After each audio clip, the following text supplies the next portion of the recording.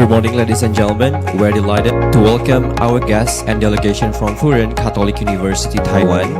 Today's program begins with the signing of Memorandum of Understanding, followed by this afternoon by our joint symposium.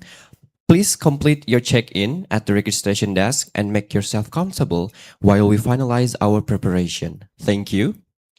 To open this morning, we invite you to enjoy a short video introducing Telkom University. Please enjoy.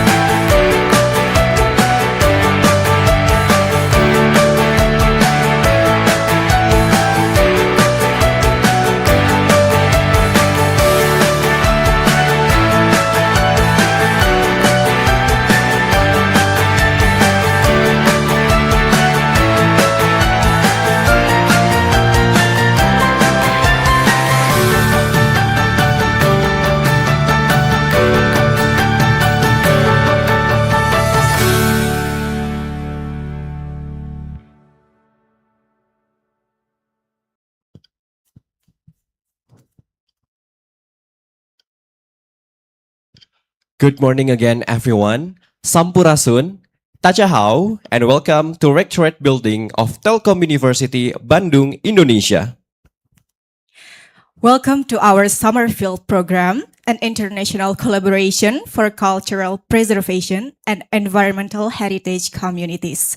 Before we begin, let us take a group photo to commemorate our first meeting. For documentation team, please stand by.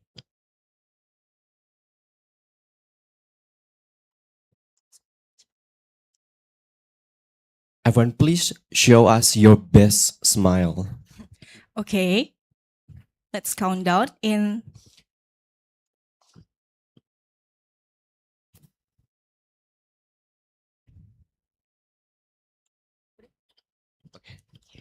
1, 2, 3. 3. Again, one more time. 1, 2, 3. Okay, thank you very much. Okay, allow me to extend our warm respect and our honorable Rector of Telkom University or his esteemed representative, the Honorable Vice Rector, our distinguished Deans, Rector, and Head of Centers of Excellence, The Honorable Vice Rector 1, Academic Affairs of Telkom University, Vice Rector 4, Research, Innovation, and Partnership, Dean School of Industrial Engineering Telkom University, Dean, School of Creative Industry, Vice Dean 1, Academic Affairs and Research Support Telkom University, Director of Research and Community Service Telkom University, Director of Postgraduate and International Affairs Telkom University, Director of Academic Affairs Telkom University, Head of the International Affairs Division Telkom University, Head of Center of Excellence Professional Development and Competencies, Head of Center of Excellence Digital Asset and Craftsmanship Telkom University, Head of Center of Excellence Design Project and Consultancy, and last, Head of Center of Excellence Inspiring Digital Transformation for Social Innovation Telkom University. and the honored delegation from Furen Catholic University, Taiwan, distinguished faculty and guests, a very warm welcome to each one of you. My name is Zaki, together with my partner, Hita Zurfiana. It is our honor to serve you as the master of ceremony for today's event. Our program begins with welcoming address following by the signing of Memorandum of Understanding and this afternoon by our joint symposium.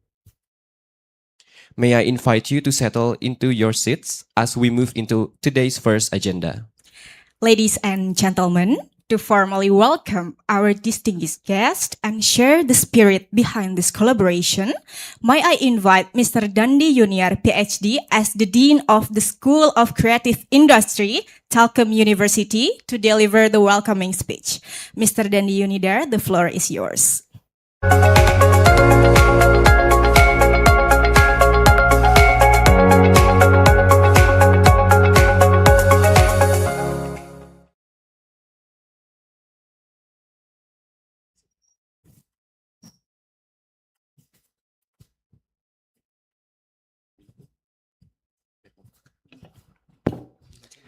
Good morning, everyone.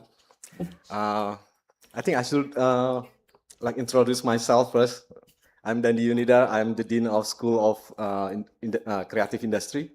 I'm standing here this morning on behalf of our rector, Prof. Suyanto, because he is currently away for other event, which is already scheduled months before. So, well, Assalamualaikum warahmatullahi wabarakatuh. Shalom, Om Swastiastu, salam kebajikan namo budaya. Distinguished Professor Ho Zhaohua, and representative of Fujian Catholic University, Vice Rectors of Telkom University, respected college, faculty members, researchers, students, ladies and gentlemen, very good morning to all of you. Well, it is a great honor and pleasure to welcome you all to Telkom University for this special university occasion, the signing of the Memorandum of Understanding between Telkom University and Fujian Catholic University, as well as the launch of our Symposium and Summer Field program under the Joint Community Service Initiative. On behalf of Telkom University, I sincerely thank our colleagues from Fujian Catholic University for their commitment to this meaningful partnership. And today marks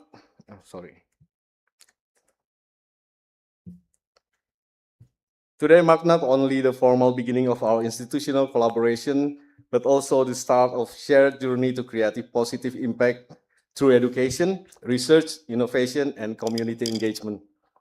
The theme of our collaboration, cultural preservation and the empowerment of heritage communities through traditional textile innovation, is highly relevant in today's rapidly changing world.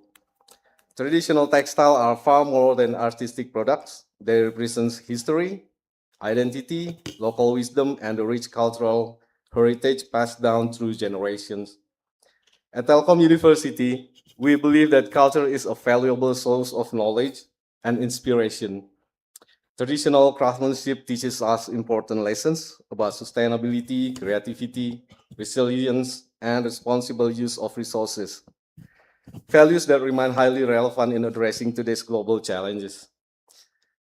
One of Telkom University's strategic commitment is the development of frugal innovations, innovation that is affordable, practical, accessible, and capable of delivering real benefits to society. We believe that innovation should not only be technologically advanced, but also meaningful and responsive to community needs. So in this spirit, traditional textile innovation demonstrates how cultural heritage can be strengthened through contemporary design, digital technology, entrepreneurship, and sustainable practices. More importantly, we see heritage communities not simply as beneficiaries, but as equal partners in creating knowledge and innovation. We also recognize that today's complex challenges require international collaborations. Through our partnership with Fujian Catholic University, we hope to exchange knowledge, strengthen research collaboration, and develop solutions that benefit both our communities while contributing to broader regional and global sustainability.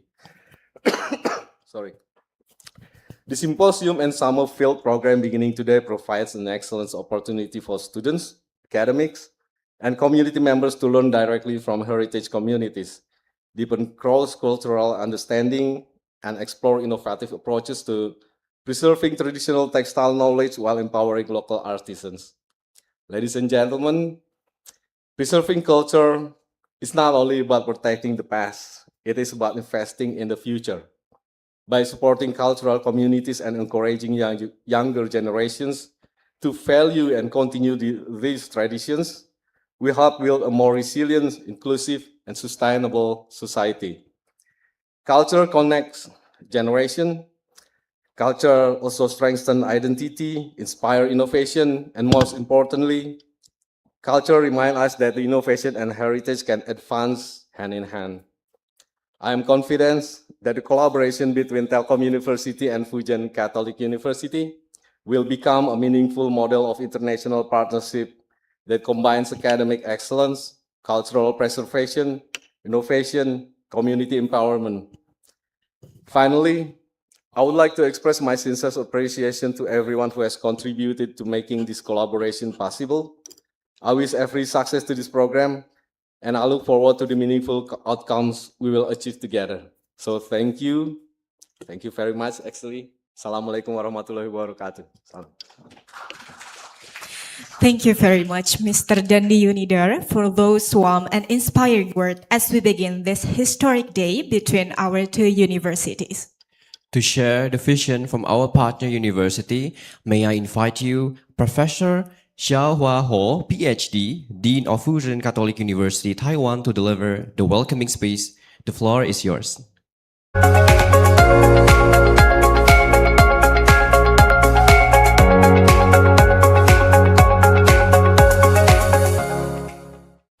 Good morning, everyone.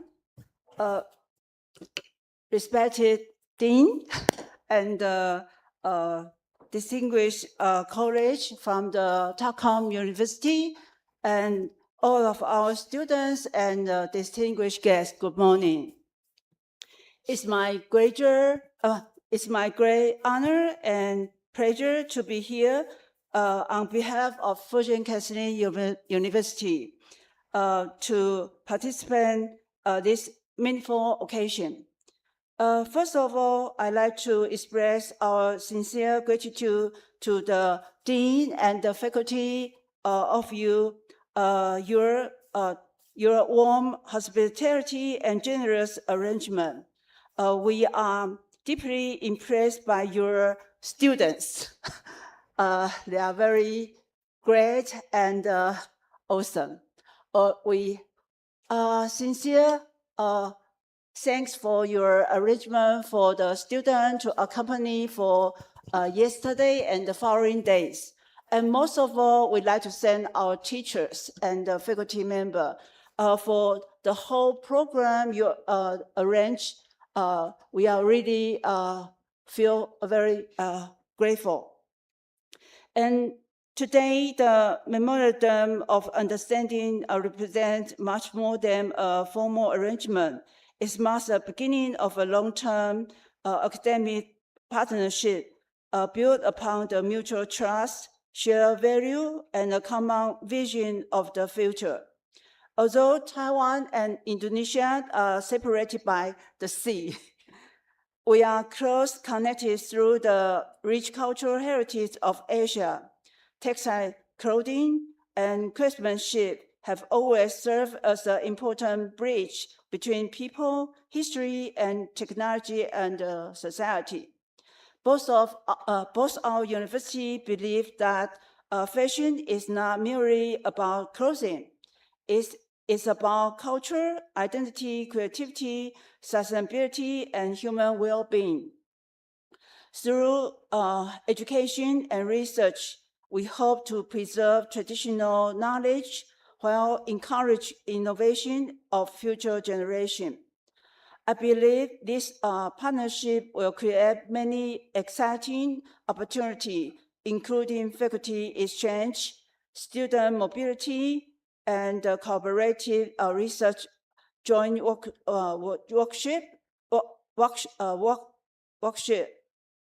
workshop, exhibition, and international conference.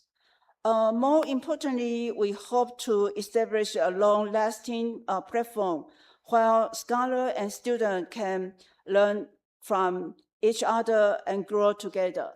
I think I understand that our university is very large. The scale, the student is more than 40,000 students. And Fujian University is also middle stage university. We have the 25,000 students. So welcome all for your students and the college have the time to visit our university, have a long-term a long-term cooperation project. And finally, I sincerely hope that today's signing ceremony is not the conclusion of the meeting, but the beginning of many years of fruitful cooperation between Fujian University and Telkom University. As a scholar of textile anthropologies, I have always believed that every textile carries the memory of the community. When we study textile, we are not only study material or technique, we are study people, history, knowledge, and way of life. I hope our cooperation will allow this living tradition to inspire new generations through education, research, and innovation. Thank you once again for your warm welcome. I wish Telkom University continued success and prosperity. And I look forward to welcome all of you to Taiwan in the near future. Thank you so much.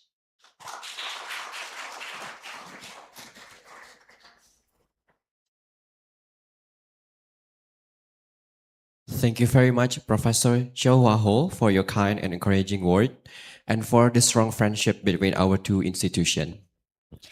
Distinguished guests, we now arrive at one of the most meaningful moments of our day, which is the signing of the Memorandum of Understanding between Telkom University and Fujian Catholic University as a symbol of our shared commitment to academic collaboration, research, and cultural exchange. May I invite Professor Dr. Aloysius Adia Pramudita on behalf of Telkom University and Professor Chow Hua Ho on behalf of Fujian Catholic University to please come forward to the signing table.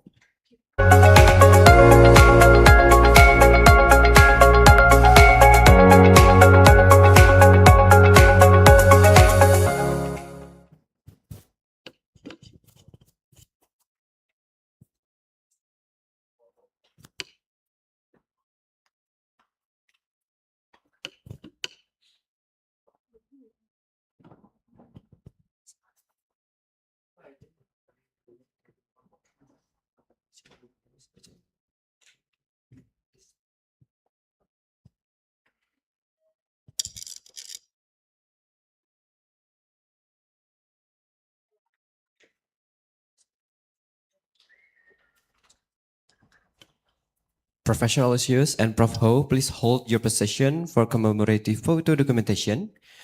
Documentation team, please stand by.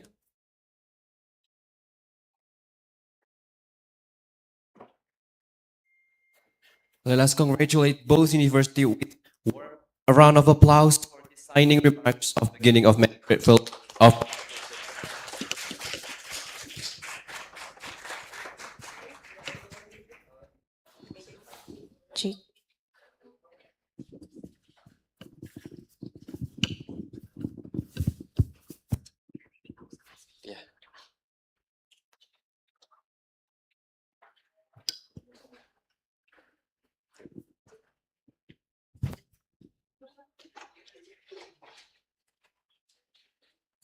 For our next agenda, it is time for our Telkom University campus tour. Our guests from Fujian Catholic University will now be divided into groups, each group accompanied by our student committee members. Please refer to the screen for your group assignment and kindly proceed your group once it's called. Our buddies will guide you throughout the tour.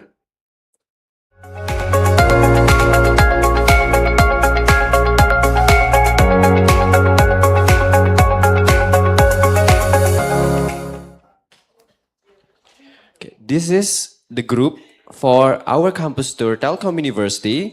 Please revert to the screen for your group assignment and kindly proceed your group once it's called. Our buddies will guide you throughout the tour. And we will call you our student buddies from Telkom University. From the first group, let's us welcome Lulu Labibah and Rainisa. For Lulu Labibah and Rainisa, please come forward into the stage. Thank you so much. For the second group, we invite Nadia and Audi Arzeta.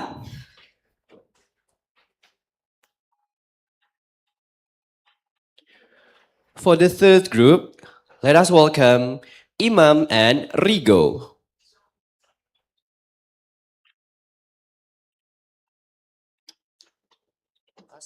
And for the last group, please welcome Keisha and Regina.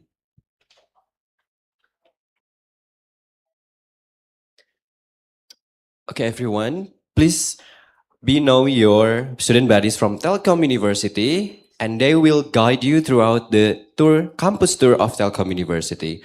For the first group, Lulu Labibah and Rainisa, please come forward. From the first group, please follow them. Okay. The students who are in a first group, Please stand up and follow your student buddies from Telkom University. For the first group, please come forward. The first group.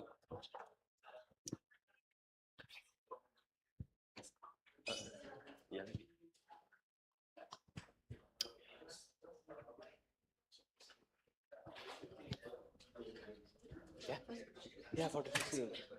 Arahin guys. Panggil-panggil aja.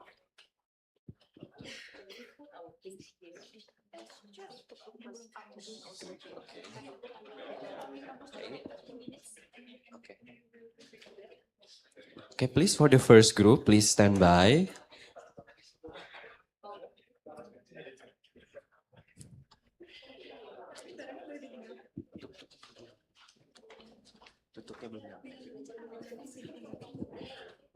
You may leave your belonging here because our committee's member will help to save your belonging because we want you to enjoy our campus tour. The campus tour only take minutes and it's not long, so I hope you guys can enjoy our campus tour in Telkom University.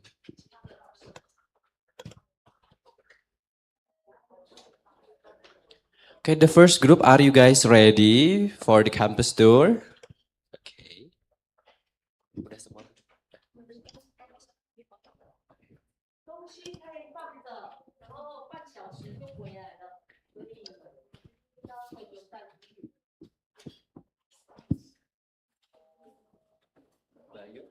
Udah siap.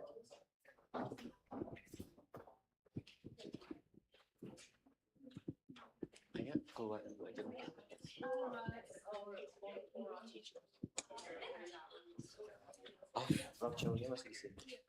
we can move to the second group.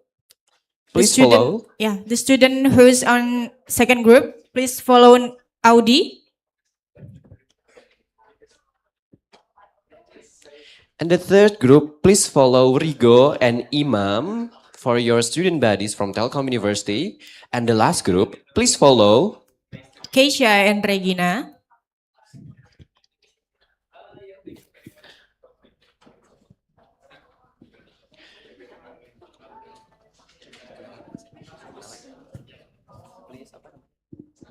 Please get to know each other because we're gonna have so much fun together. Please know our name and enjoy the tour, of course.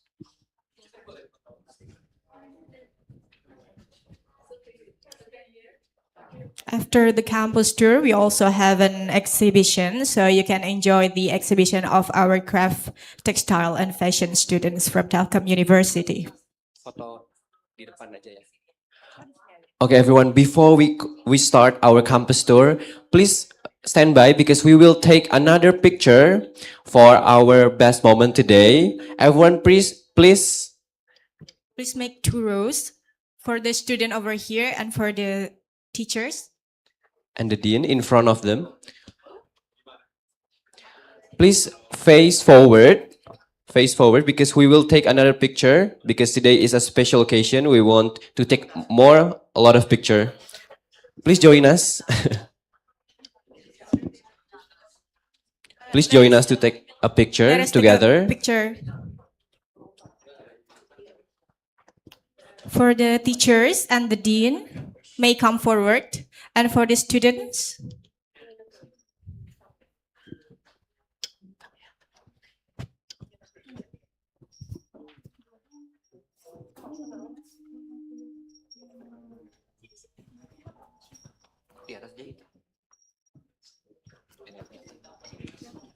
Okay, documentation team, are you guys ready?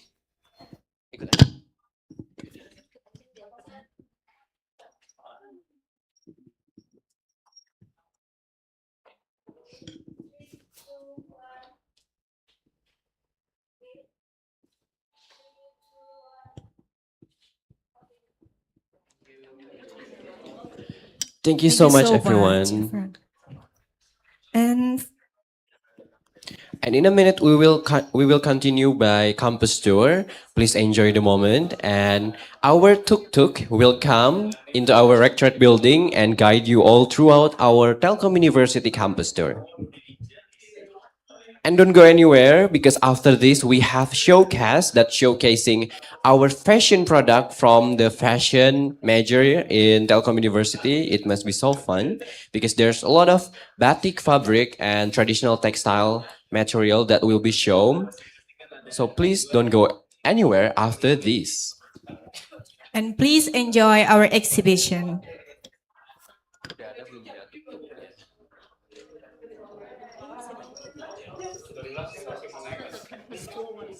We have showcase for fashion major in here, the textile, the batik is here. So after the campus tour, you guys will come here again, and we will have showcasing our product from fashion major. Like an exhibition. Exhibition, Mini yeah. exhibition over there. After that, we have lunch and then the joint symposium. Yes. I think we will have a time for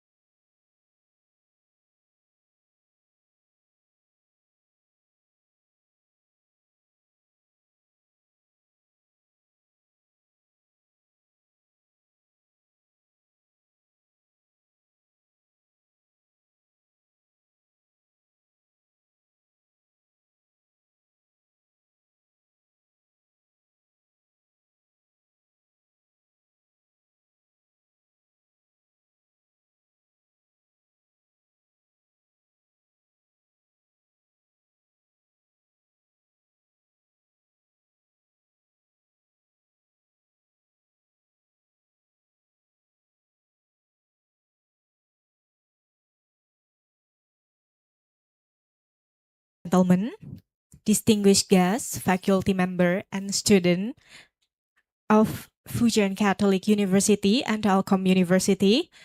Good afternoon again, and welcome back to our afternoon agenda, which is the joint symposium.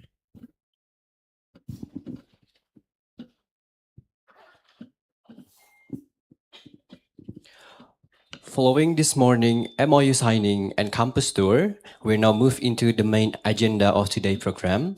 Before we begin, let's take a group photo to remember this special occasion. Documentation team, please stand by.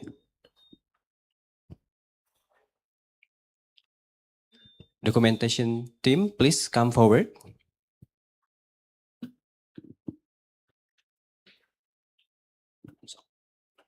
Okay, we're gonna take a photo in.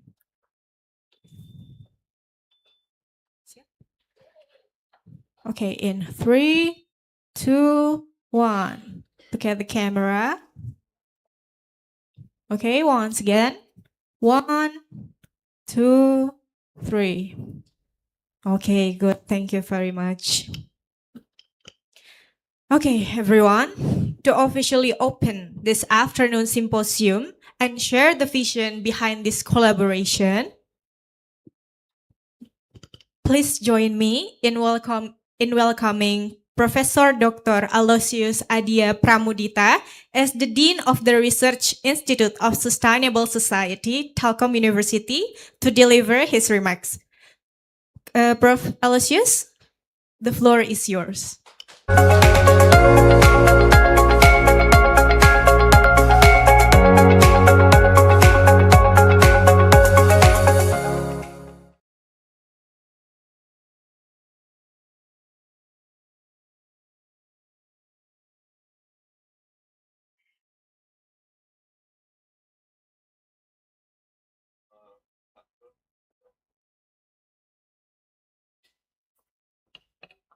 Oh yeah, thank you.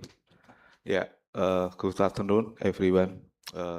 It's good honor for me to welcome you to the Symposium on Culture Preservation and Empowerment of Heritage Community through Traditional Textile Innovation. Very long title.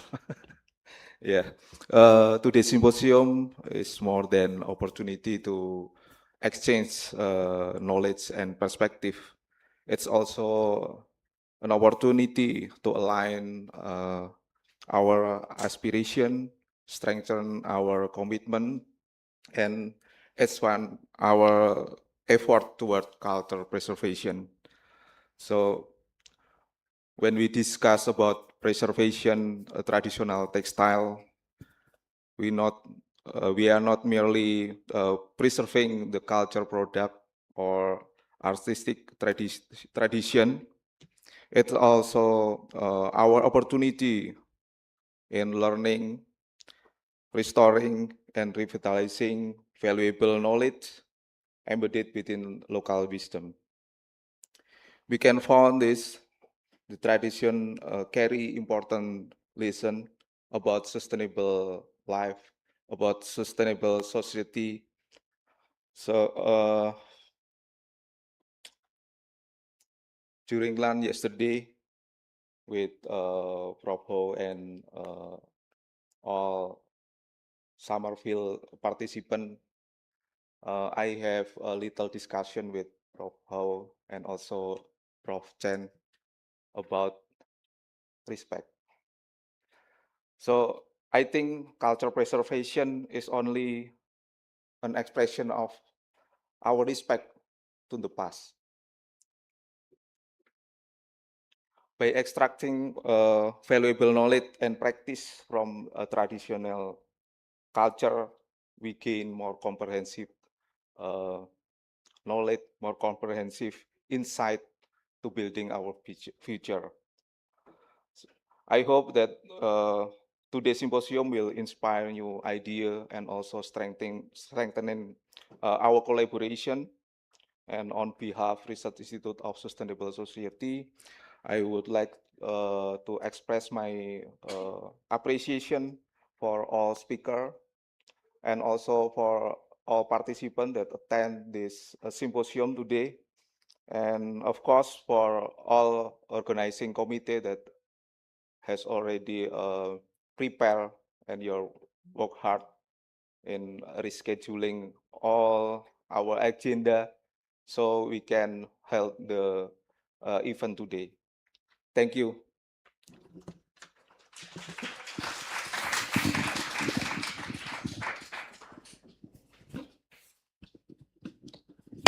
Thank you very much, Professor Dr. Aloysius Adya Pramudita, for those insightful words as we move to today's presentation.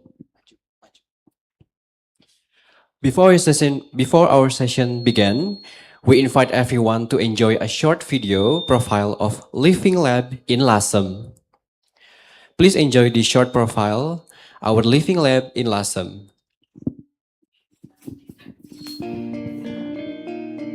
Here are some highlights from the Living Labs of the Research Institute of Sustainable Society. We actively take part in both research and community service initiatives across these sites.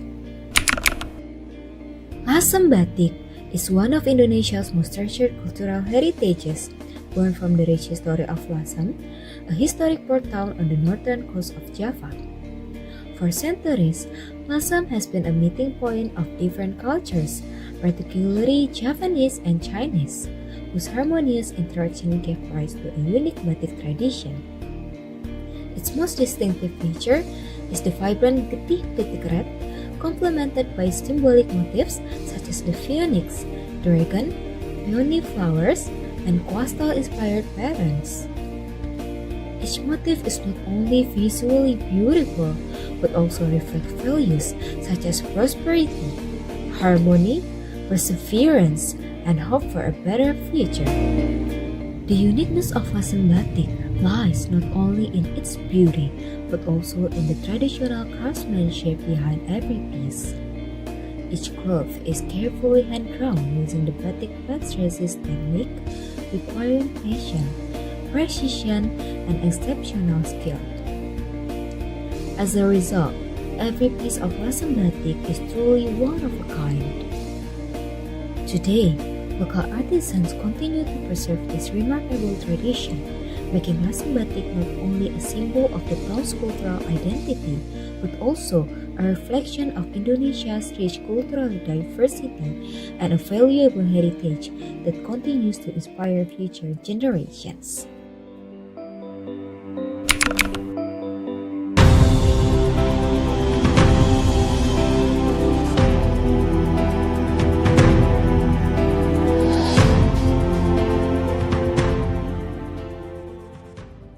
Lawean Batik Village in Surakarta, Central Java, is one of the oldest batik centers in Indonesia, with a history dating back to the 5th century.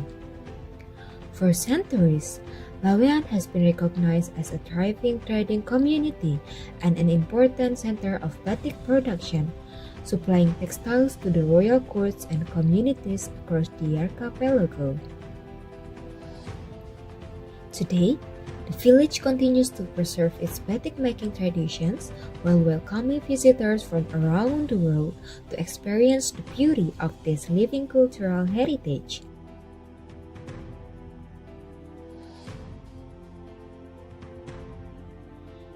The uniqueness of Lawean Batik lies in its elegant classic motifs and the deep philosophy behind every design.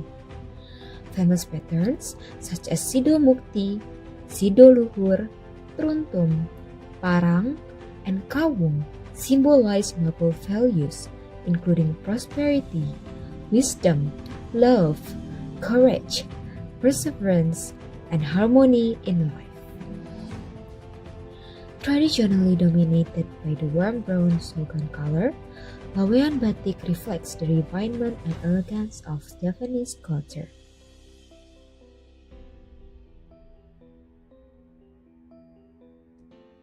Carefully handcrafted by skilled artisans using techniques passed down through generations, every piece of Lawean Batik is not only a work of art, but also a timeless expression of Indonesia's rich history, cultural identity, and enduring craftsmanship.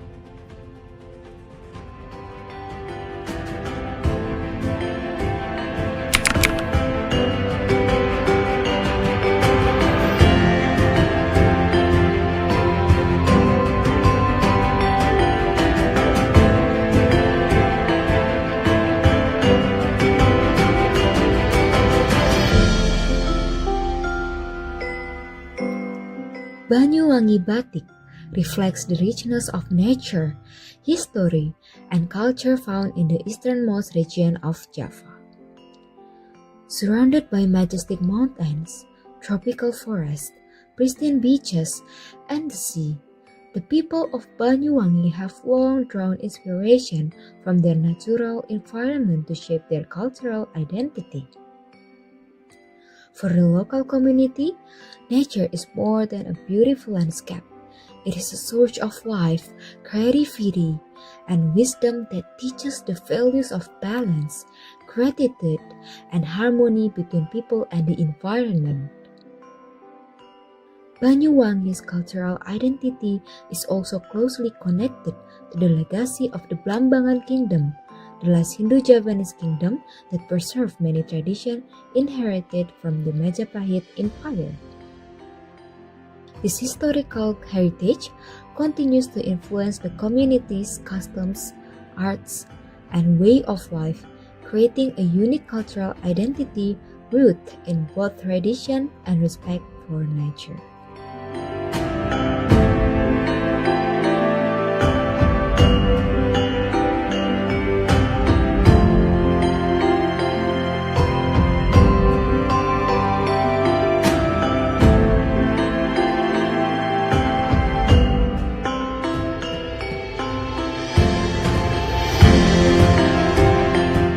The combination of this rich cultural heritage and Banyuwangi's extraordinary natural beauty is beautifully expressed through its distinctive batik motifs, including gajah oling, kangkung setingkas, gedekan, and many patterns inspired by local flora, fauna, and coastal life.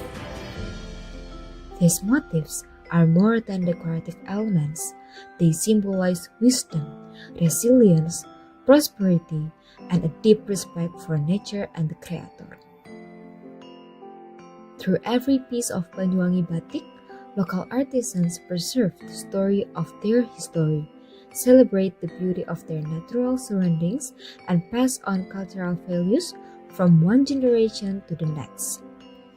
As a result, Banyuwangi batik is not only a regional identity, but also a remarkable representation of the harmony between history, culture, and nature that continues to inspire the people of Banyuwangi today.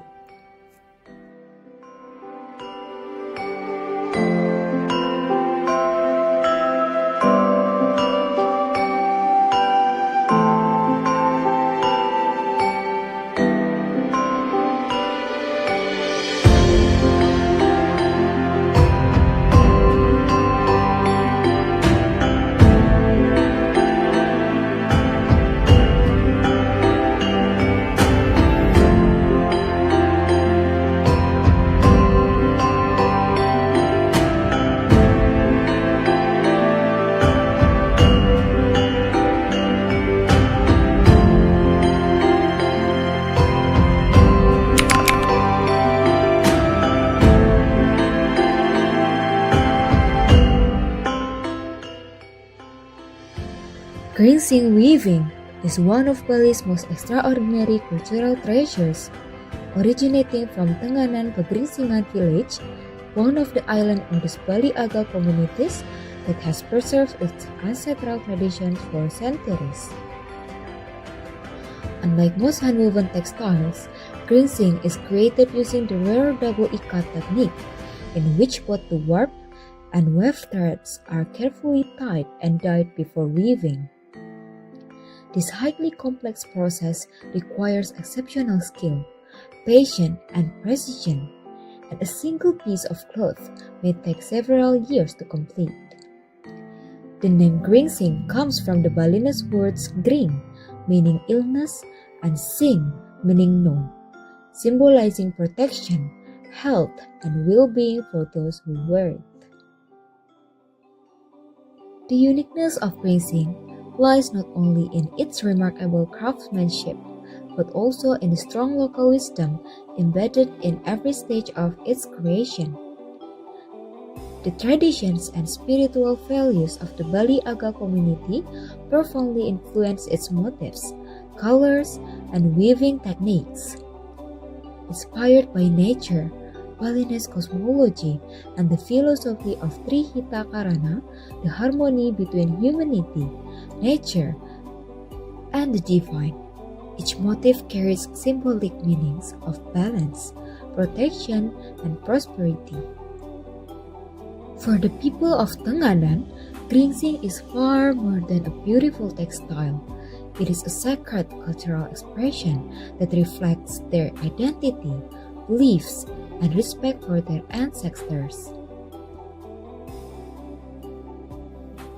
Gringsing weaving continues to play an essential role in the daily and ceremonial life of the Balinese community, particularly in Tenganan village. It is worn during important religious ceremonies, traditional rituals, weddings, and other life cycle events, where it is believed to provide spiritual protection and bring harmony and good fortune. Today, Gringsing is not only a symbol of Bali's rich cultural heritage, but also one of the world's rarest and most valuable traditional textiles, demonstrating how craftsmanship, spirituality, and local wisdom can be woven together into a timeless cultural legacy.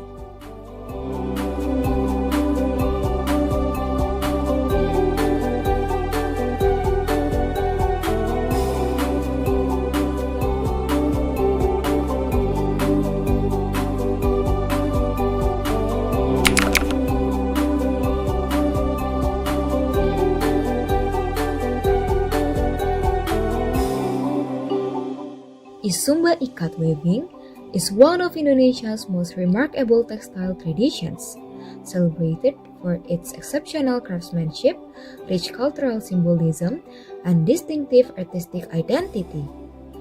For the people of Isumba, weaving is far more than a means of producing cloth. It is a cultural heritage passed down through generations, preserving stories, beliefs, and a central value. Every woven motif reflects the community's close relationship with nature, spirituality, and everyday life, making each textile a meaningful expression of Sumbanese identity and tradition. The motifs of Isumba Ikat are equally distinctive and visually striking. Images of horses, deer, crocodiles, roosters, shrimp, human features, skulls, geometric patterns, and local flora symbolize the Sumbanese people's relationship with nature, their ancestors, and their spiritual beliefs. These bold and exotic motifs, combined with the warm tones of natural dyes and the authenticity of traditional handcraftsmanship, give Isumba Ikat its unmistakable identity. Today, it stands not only as a symbol of Sumbanese culture, but also as one of Indonesia's finest traditional textiles, admired around the world for its beauty. We contribute to building a truly sustainable society, where cultural heritage, environmental stewardship, and community empowerment advance together. Let us move forward with a shared commitment to preserving these living traditions, empowering heritage communities, and ensuring that the wisdom woven into every textile continues to inspire future generations. Because by protecting our cultural heritage, we are not only preserving the past, we are weaving a more sustainable, resilient, and harmonious future for all.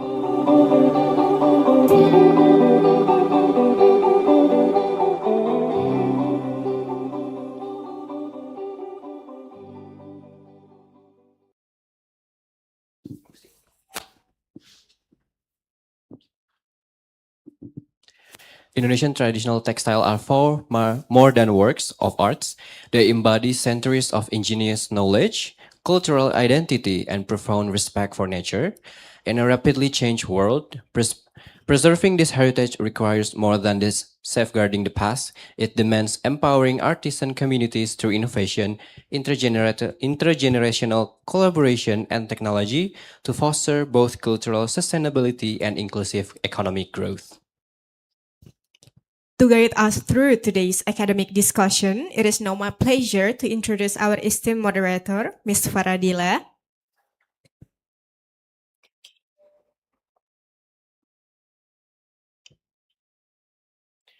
Ms. Faradila Nursari, Bachelor of Design and Master of Design, is a lecturer in the Bachelor of Craft, Textile and Fashion Study program, Telkom University.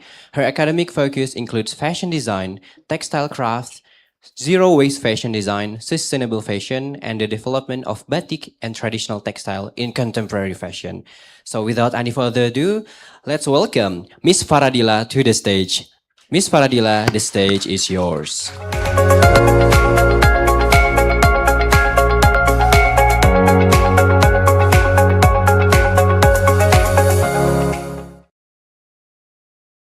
Okay. Good afternoon, distinguished guests, respected speakers, colleagues, and students. It is my pleasure to welcome everyone today to our mini symposium as part of the summer field program between Furen Catholic University and Telkom University. My name is Faradila, but you can call me Ila because my actual name is very long. And I will be moderating this symposium. Today we will listen to 5 discussing style, fashion, cultural heritage,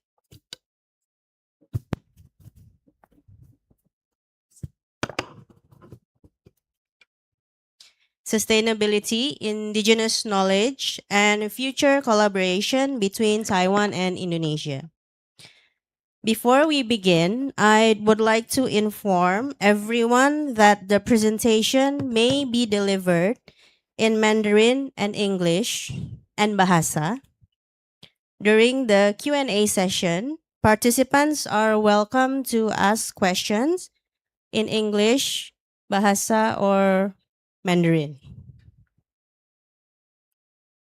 The symposium will be divided into 2 sessions. The first session will feature 2 speakers, followed by the first Q&A session. The second session will feature 3 speakers, followed by the second Q&A session. Since each speaker has 15 minutes for the presentation, I kindly ask all the speakers to keep their presentation within the allocated time. Now, let us begin our first session.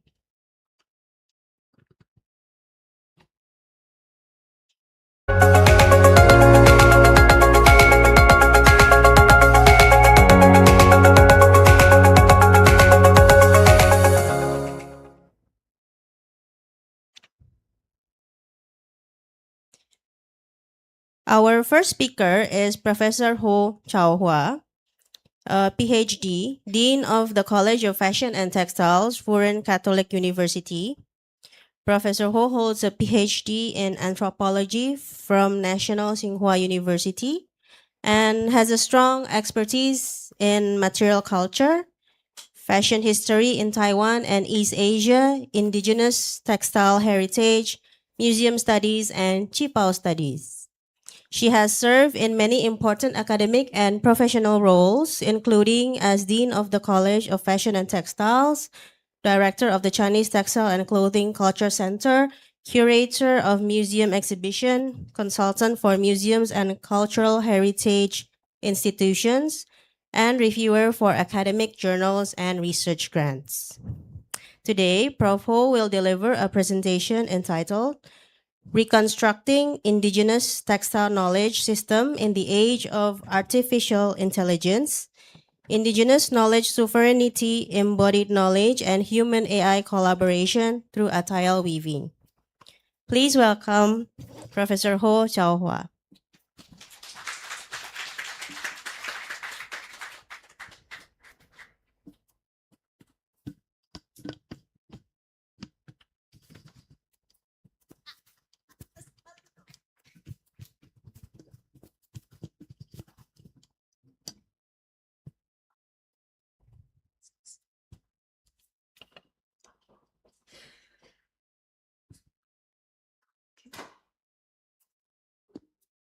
Good afternoon. I'm Zhao Huahe from the Fujian Catholic University. Today's talk is about reconstructing indigenous knowledge in the age of AI. So how could I put in the next, this one? Thank you.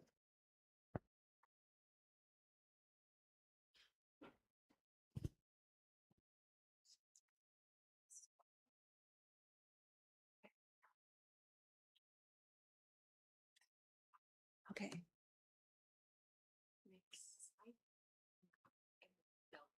Down. Okay.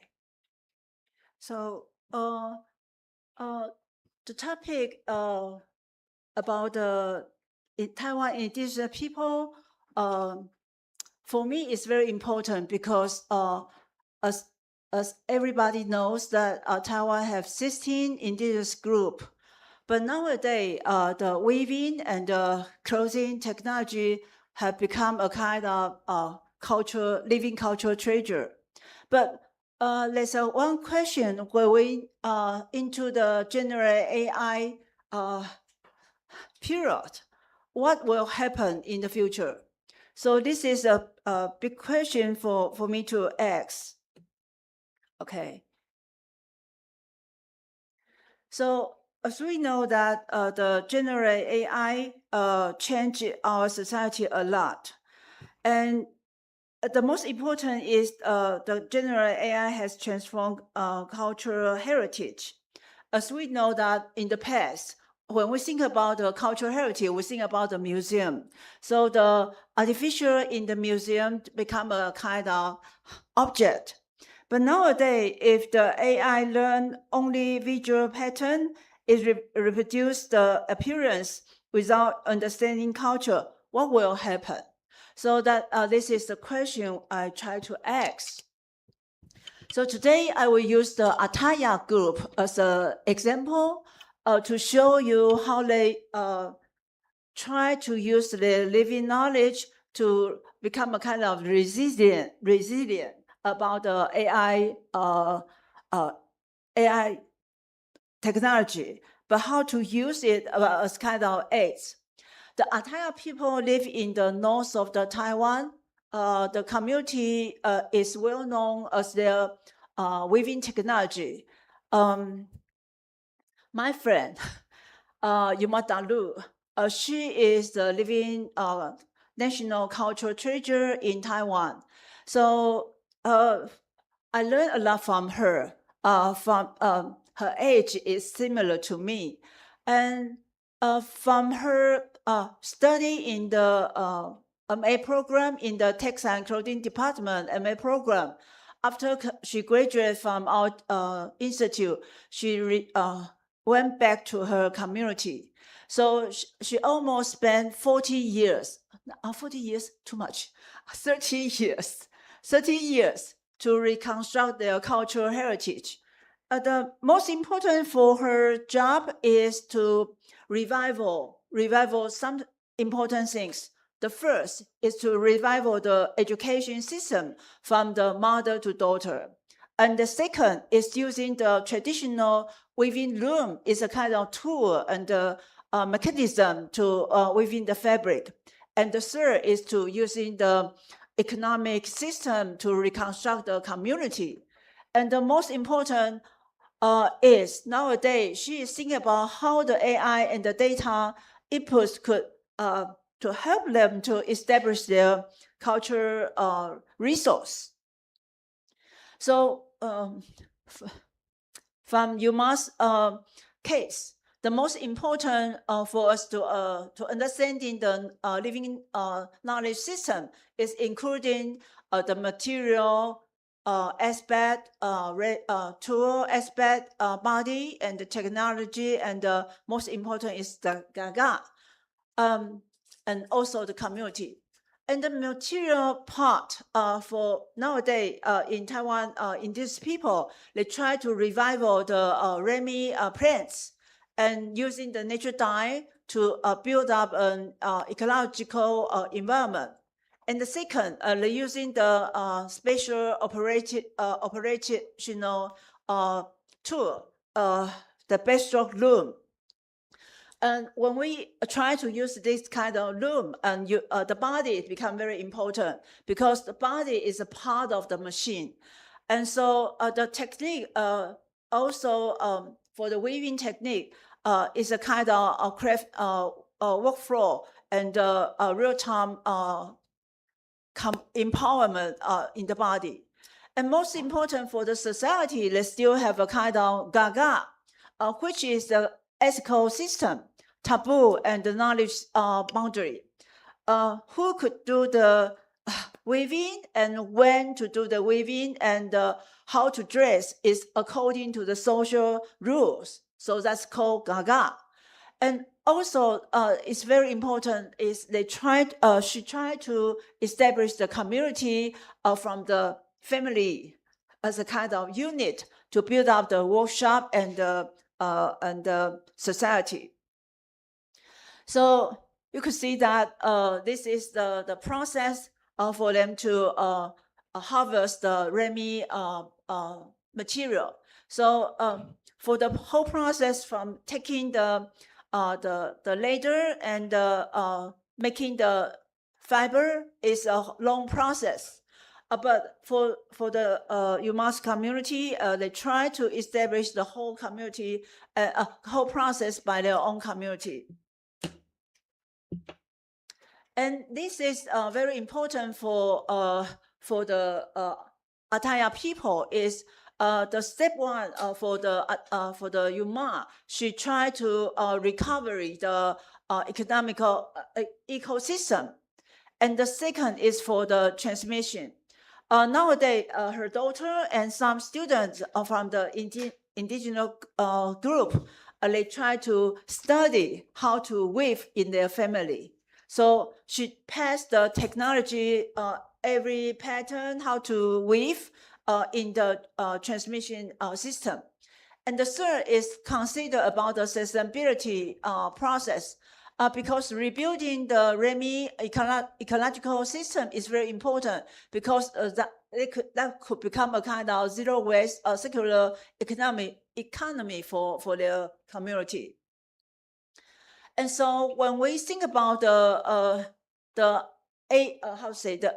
when we think about the knowledge about the weaving, the depth of the basic knowledge is not only the visible pattern, but also have the embodied knowledge by your the weaving process, the muscle memory, the tension control, and the body rhythm.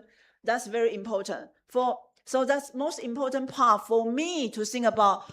That's the one thing AI could not substitute the human being. That's very important part. And also the contextual knowledge, because in the community, the people learn how to plan the Remy and to use the nature dyes. It's a kind of contextual knowledge. It's the ecosystem. And most important thing is when we connect all these things together, that's become a living lab also. Okay. So there's some difference between the Ataya knowledge system and the generative AI.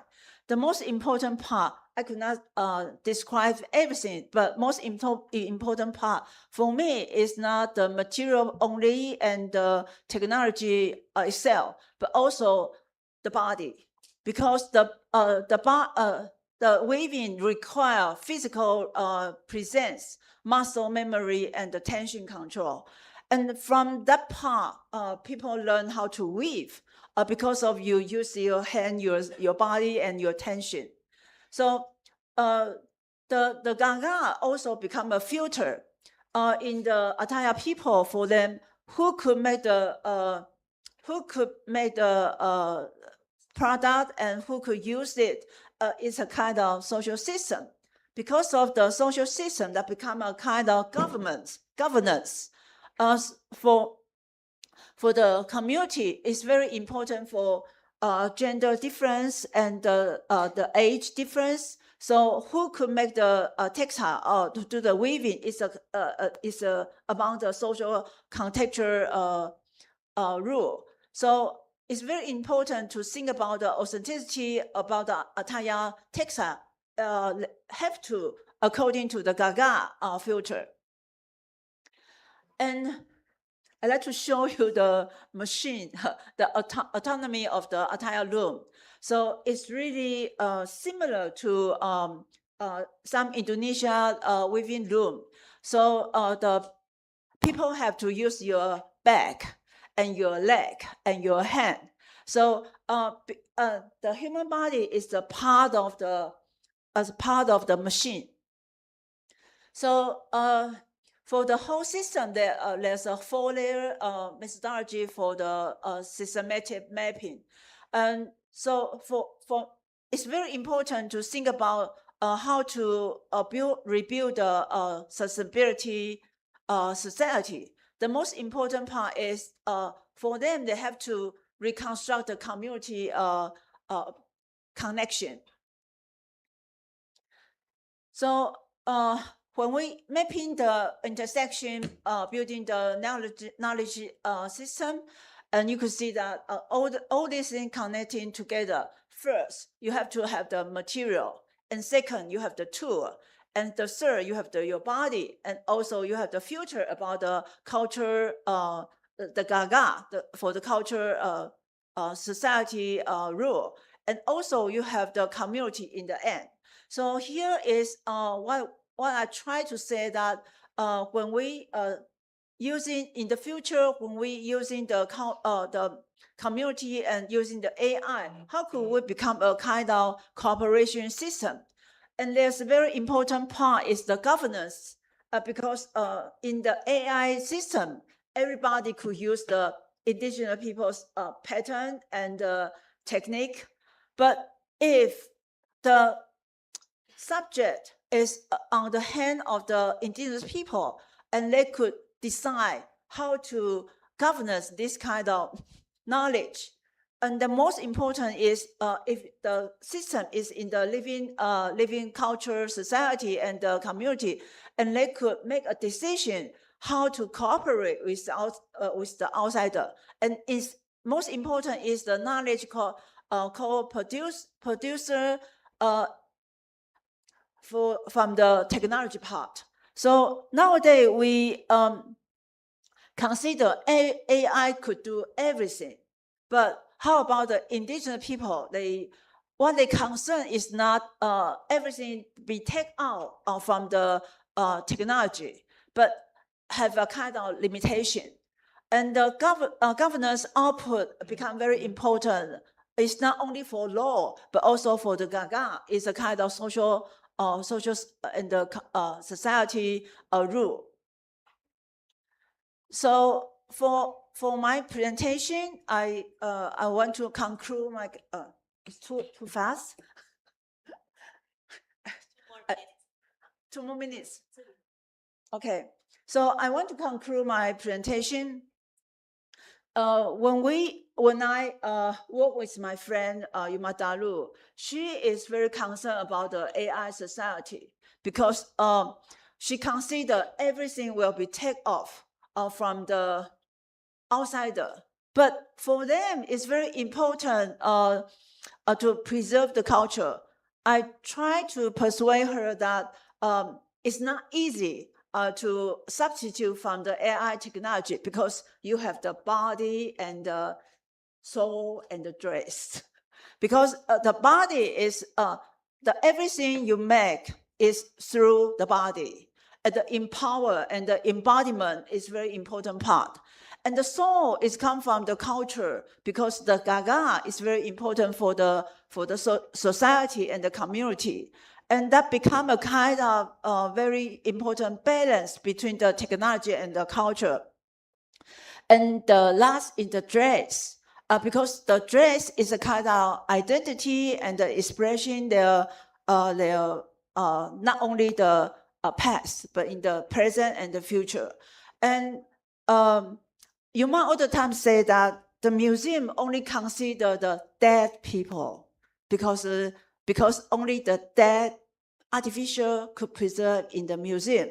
But how about the living people in the indigenous society? And so that's a big question. So I welcome everybody come to Taiwan, and I will bring you to the Ataya Society to see the Ataya weaving and have a long, a deep communication. Thank you. Thank you very much. Professor, please take your seat in front. Okay. Thank you very much for your insightful presentation. So I learned something very important. You have to be strong to weave, right? Yeah. Okay. Next, we will continue to our second speaker. Our second speaker is Professor Dr. Agustina Asih Rumanti from Telkom University. She is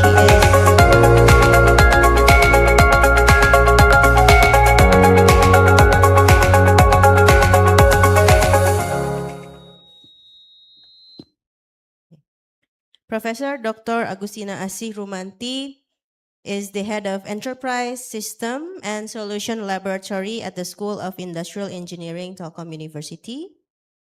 Prof. Agustina received her doctoral degree in Industrial Engineering from Bandung Institute of Technology and the National University of Singapore. Her research interests include knowledge management, organizational development, modeling system, and innovation system. She has extensive academic and professional experience, including as a professor at Telkom University, and has been actively involved in internal research collaboration with universities in Finland, Japan, and Singapore. She has also contributed to Scopus Indexed Publication and International Conference. Today, Prof. Agustina will deliver a presentation entitled Sustainable Innovation for Preserving Indonesian Traditional Textiles as Cultural Heritage, Empowering Artisan Communities, and Advancing Global Recognition. This presentation will discuss how Indonesian traditional textiles can be preserved as a living cultural heritage through sustainable innovation, artisan empowerment, cultural continuity, and global recognition. Please welcome Professor Dr. Agustina Asih Rumanti.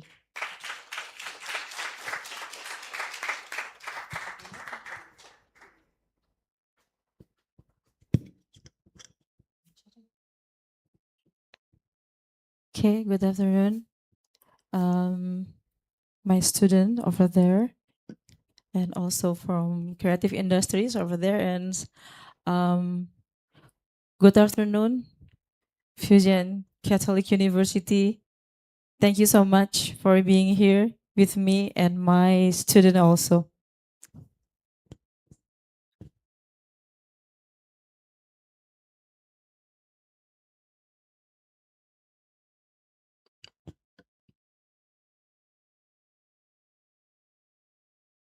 Okay, today I'll present my research about sustainable innovation for preserving Indonesian traditional textile as a cultural heritage, empowering artisan communities and advancing global recognition. I skip my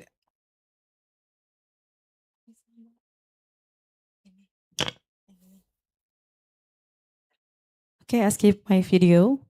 Okay, next to the next slide.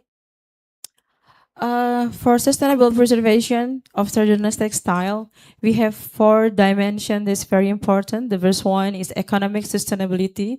This focus on improving artisan welfare and strengthening the competitiveness of creative industry. The second one is the social sustainability. This dimension emphasizes generation, community empowerment, and also the collaboration. The third dimension is cultural sustainability, aims to preserve identity, philosophy, symbols, traditional knowledge, and craftsmanship. And the last one is the environmental sustainability. We know that most of traditional textiles have a problem about waste management. So I think the fourth dimension, if there is environmental sustainability, is very important. because we have to refer to use natural dyes, economic material, waste reduction, and also sustainable production processes. So, sustainable preservation of traditional textiles requires balancing across economic, social, cultural, and environmental dimension. We know that how to sustainable innovation help preserve Indonesian traditional textile as living cultural heritage. The first one uh, we have to concern about the traditional knowledge. And after that, we have to try to know what traditional textile that we have. The third one is cultural heritage. And also, after we know about the traditional textile and also the cultural heritage, we can try to innovate to get the sustainable. After that, we empower the artisan communities as guardians of the cultural heritage.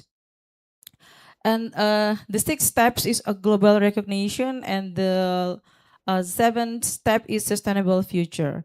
So this discussion is built to one main idea that innovation is not the final goal, but an instrument to preserving cultural heritage.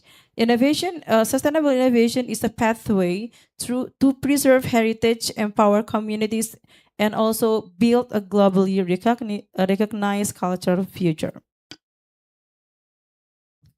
Why this theme matters today and in the future?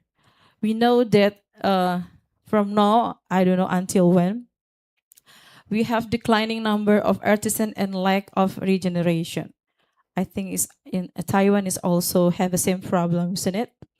Okay. And the second one is competition with the mass-produced textile products. Also, loss of traditional knowledge because our new generation maybe have a little bit information about our traditional textile. And the fourth is low added value of products. And the fifth is digital disruption, including AI and global market change. So the preservation of traditional textile faced increasingly complex challenges amid social, economic, and also technological transformation, as well as involving global market dynamics. So how to have a balancing preservation and change? In the left side, we know if there no innovation, culture will be left behind. Why? Because skill and products do not develop, and also not align with the needs and taste of the times, and declining interest because the younger generation is not attract and tradition slowly disappear.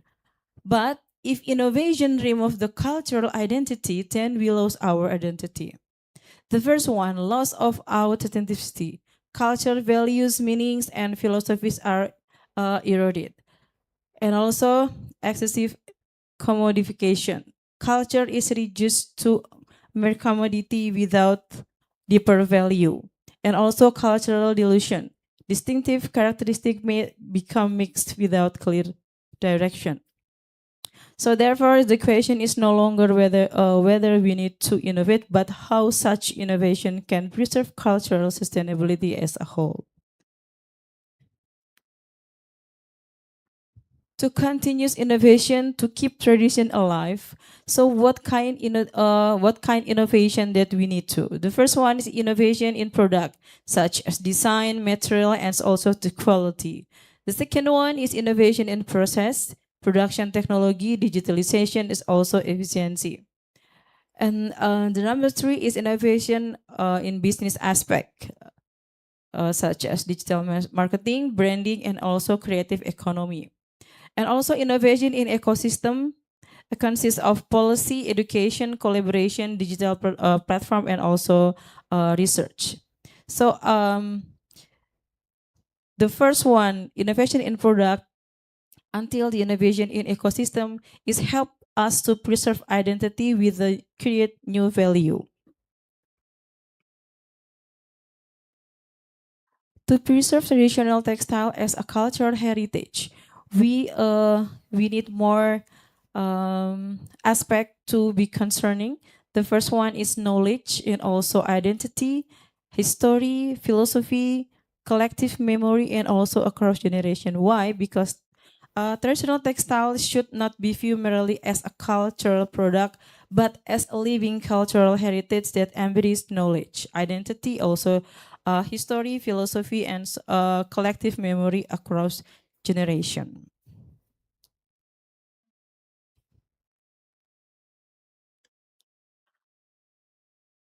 To preserve does not end with a documentation. Some of my research prove that documentation is not enough. Okay, so how to preserve more than with the documentation. The first one is knowledge of material techniques, motifs, and meaning spaced down across a generation. So I think documentation is important, but what next? We have to try to keep documentation, or we have to try to understand what we documented it so we can imply something. With in preservation ecosystem, the first one after we have the documentation, we have to protect, we have to transmission to other generation, we have to innovate, and we have to promote the culture. Preservation does not stop at documentation. Culture heritage must be protected, transmit to future generation, develop with innovation, promote so that it remains alive in society. It's a little bit Indonesian traditional textile. We know batik from Java Island, songket from most placed in Sumatra Island, and also tenun ikat from Bali and Nusa Tenggara Island, ulos specifically for North Sumatra, tapis from Papua, ginseng from Bali, sasirangan from South Kalimantan, and lurik from Central Java, Java Island. Sorry, I continue in bahasa. Berapa dari mahasiswa di sini yang tahu kain-kain ini tuh dari mana aja? I asked my student, how do you know about this textile? I don't know. I think it's the first time I see this. Oh, it's coming from North Sumatra. Ada yang sudah tahu sebelumnya dari mana aja?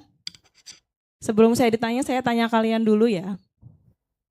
Before they ask me, I ask them first. Ada yang tahu? MC nggak berlaku ya. Yang dari FRI mana? Namanya siapa? Do you know about this traditional textile from Indonesia? Which one do you know?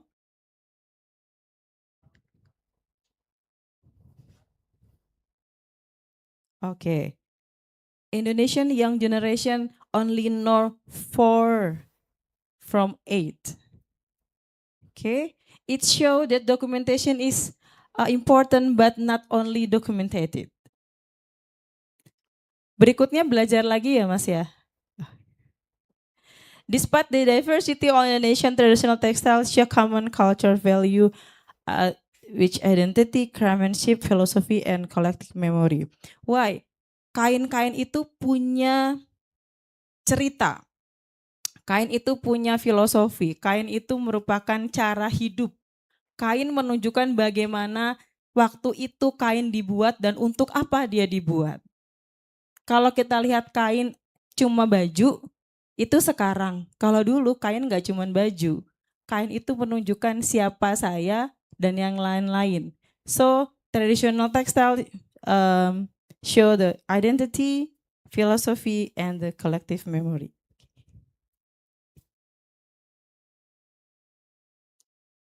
Okay.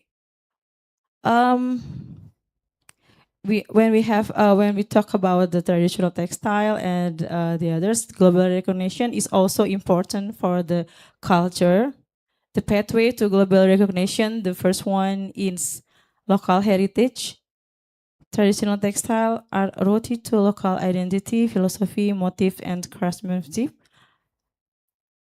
The second stage is national pride. Traditional textile or wastra becomes a symbol of Indonesian culture identity and collective pride. Third step is international collaboration, partnership with designer, and so on. The fourth step is global branding, storytelling, certification, digital platform, sustainable branding. The fifth step is global recognition. Indonesian textile are appreciated globally as cultural heritage, not only a fashion products. And the last stage in this pathway is cultural diplomacy, becomes a medium to represent Indonesian identity, values, and culture. So, how cultural preservation moves from traditional knowledge toward a sustainable future. We see in this slide that I explained before. We start from traditional knowledge and also cultural heritage, sustainable innovation, empower communities, global recognition, and sustainable future. Without culture, there is no identity. Without innovation, culture struggles to survive. Without empowerment, there are no culture actors. Without global recognition, culture potential underdeveloped.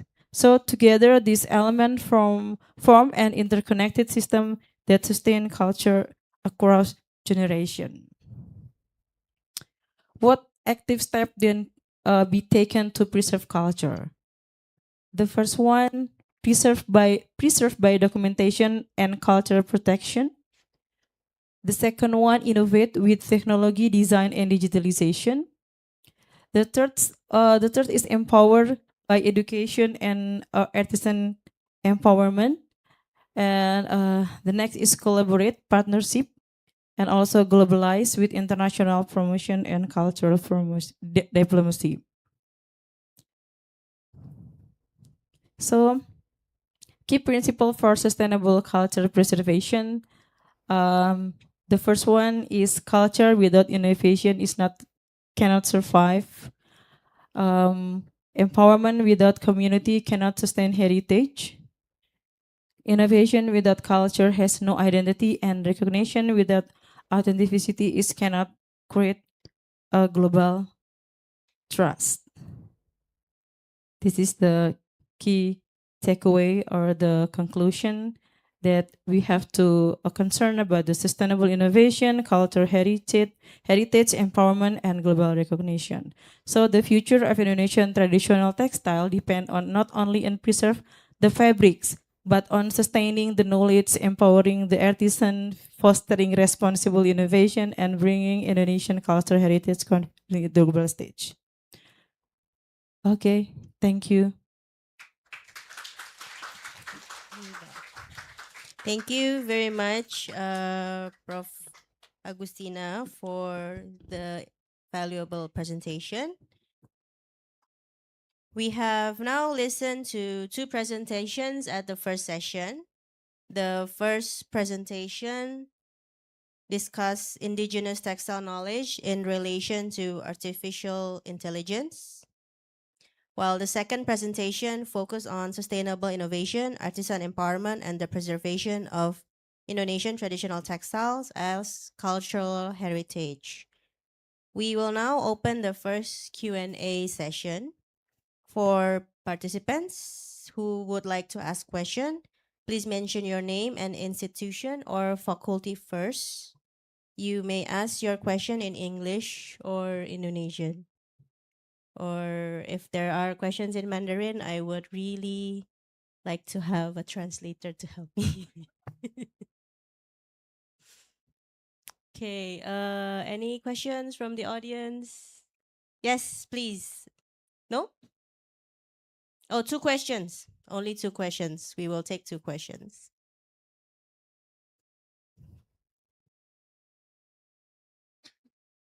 Adakah yang mau bertanya? No? Yes, please. Mbak yang di sana. Can you please stand up?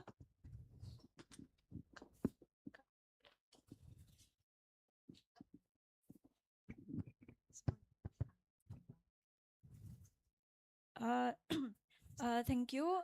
My name is Lulu from Telkom University in Industrial Engineering.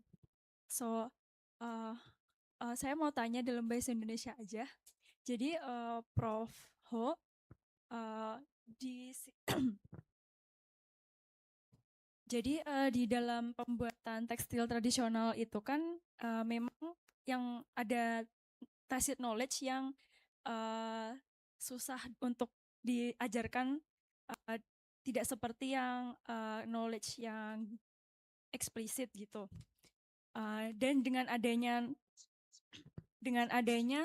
knowledge system, indigenous knowledge system yang memanfaatkan AI tersebut, pasti tacit knowledge yang ada di dalam atau knowledge eksplisit yang ada di dalam indigenous society tersebut itu pasti lebih terdokumentasi dan lebih bisa dimanfaatkan.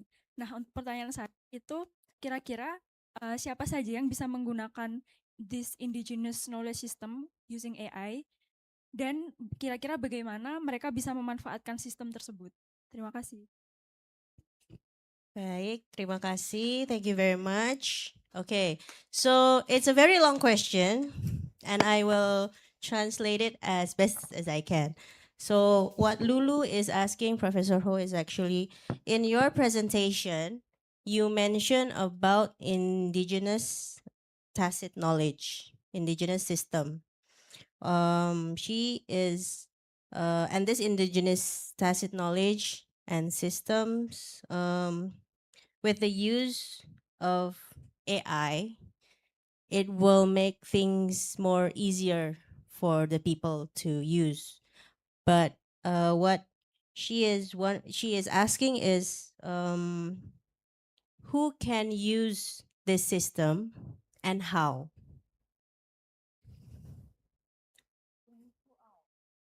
2 hours, you need to apply for a scholarship to Fujian Catholic University, attend her class.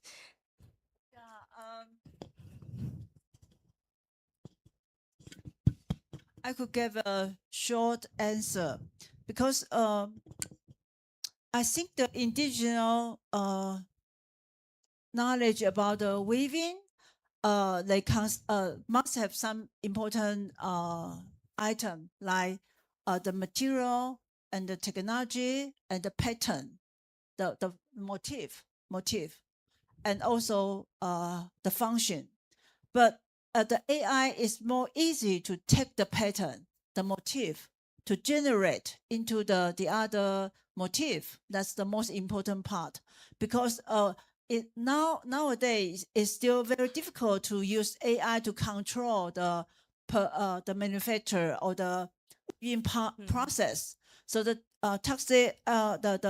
the knowledge system is not easy to transfer into the machine learning, but the the AI system is very easy to take away the motif to generate into the other patterns.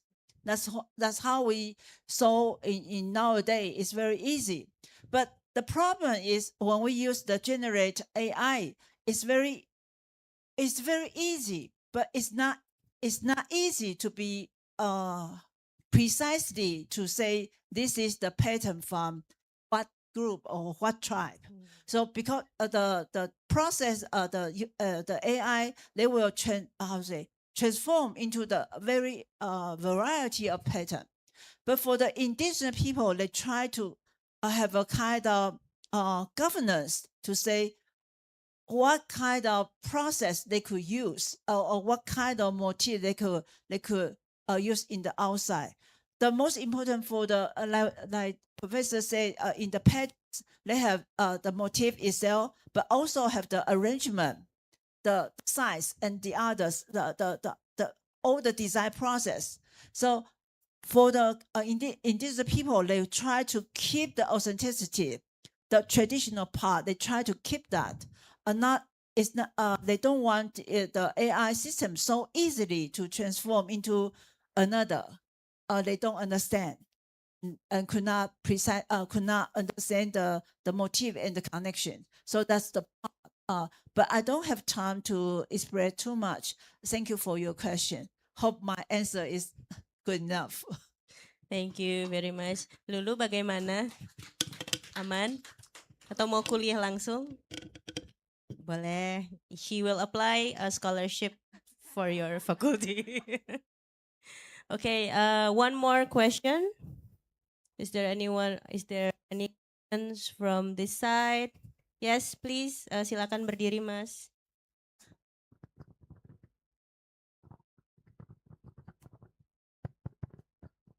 Okay, good afternoon, everyone. Please let me introduce myself. My name is Morel Soprionatan. I'm from Faculty of Engineering, Industrial Engineering.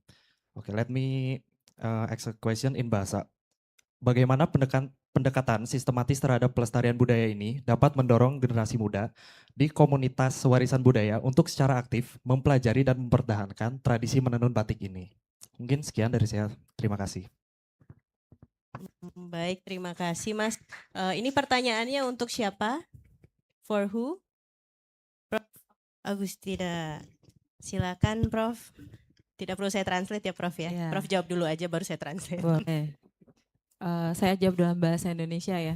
Pertanyaannya gimana caranya supaya generasi muda mau suka dengan batik dan tenun, kira-kira gitu ya. Oke. Sebelum saya jawab, saya tanya emang kenapa harus nggak suka gitu ya, pertanyaannya gitu. Nah, biasanya generasi muda itu nggak sukanya karena ribet, satu. Yang kedua nggak ngerti artinya. Yang ketiga selalu ikut tren, sedangkan batik sama tenun itu jarang banget jadi tren. Ya, jadi kalau nggak bisa viral, kalau nggak bisa terexposure, biasanya tidak diikuti. Pertanyaan saya kemudian, kenapa sih generasi muda nggak bisa, nggak pengen gitu ya? Nah, pertanyaan tadi siapa namanya Mas Punten? Mauren. Cara untuk suka adalah kalau kita paham itu punya kita ingin preserve dan juga menjaga supaya nggak jadi milik orang kan ya. Apapun itu nggak cuma kain. Sehingga kalau kita ingin menjaga itu tetap ada sebagai identitas Indonesia, maka belajar untuk menggunakan dulu kemudian mengerti artinya apa sehingga kita lama-lama jadi suka. Kalau saya begitu. Nah, generasi muda mungkin bisa dimulai dari mau dulu menggunakan karena tahu artinya. Jadi pertama adalah belajar motif batik itu artinya apa, motif tenun itu artinya apa.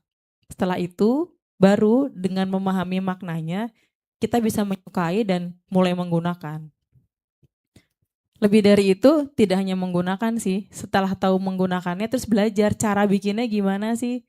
Jadi lama-lama suka, lama-lama dalam tanda kutip jadi cinta dengan produk dalam negeri gitu.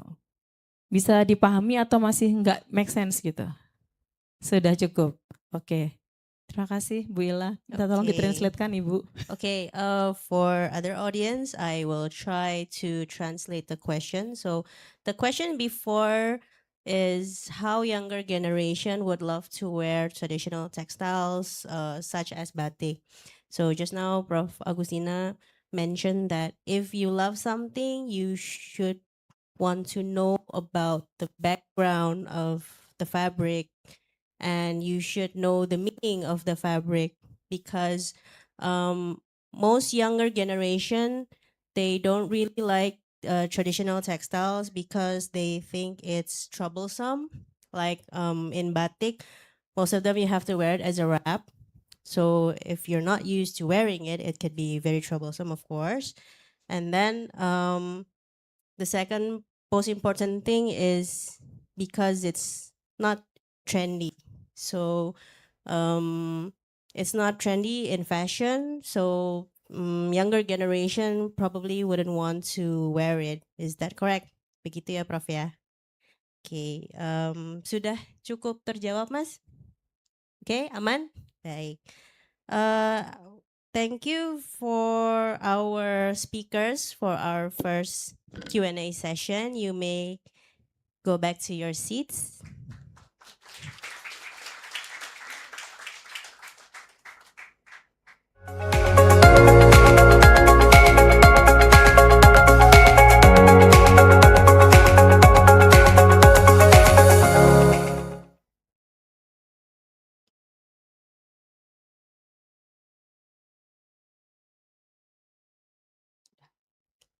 We will now move on to the second session of the symposium. In this section, we will continue with 3 presentations.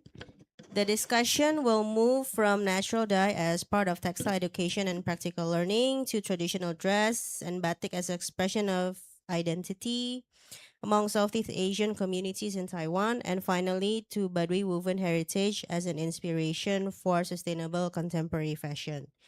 These 3 topics are closely connected because they show how textile practices can become a learning process, a cultural expression, and a source of sustainable design values. Let us continue with our third speaker. Our third speaker is Shu Yi Wang, PhD, Assistant Professor at the Department of Textiles and Clothing, Fujian Catholic University. Dr. Wang received her PhD in Design Science from the Graduate School of Engineering, Chiba University, Japan. Her research focuses on natural dyes, indigo dyeing craft, textile craft and fashion design, regional design, community revitalization, and indigenous textile culture.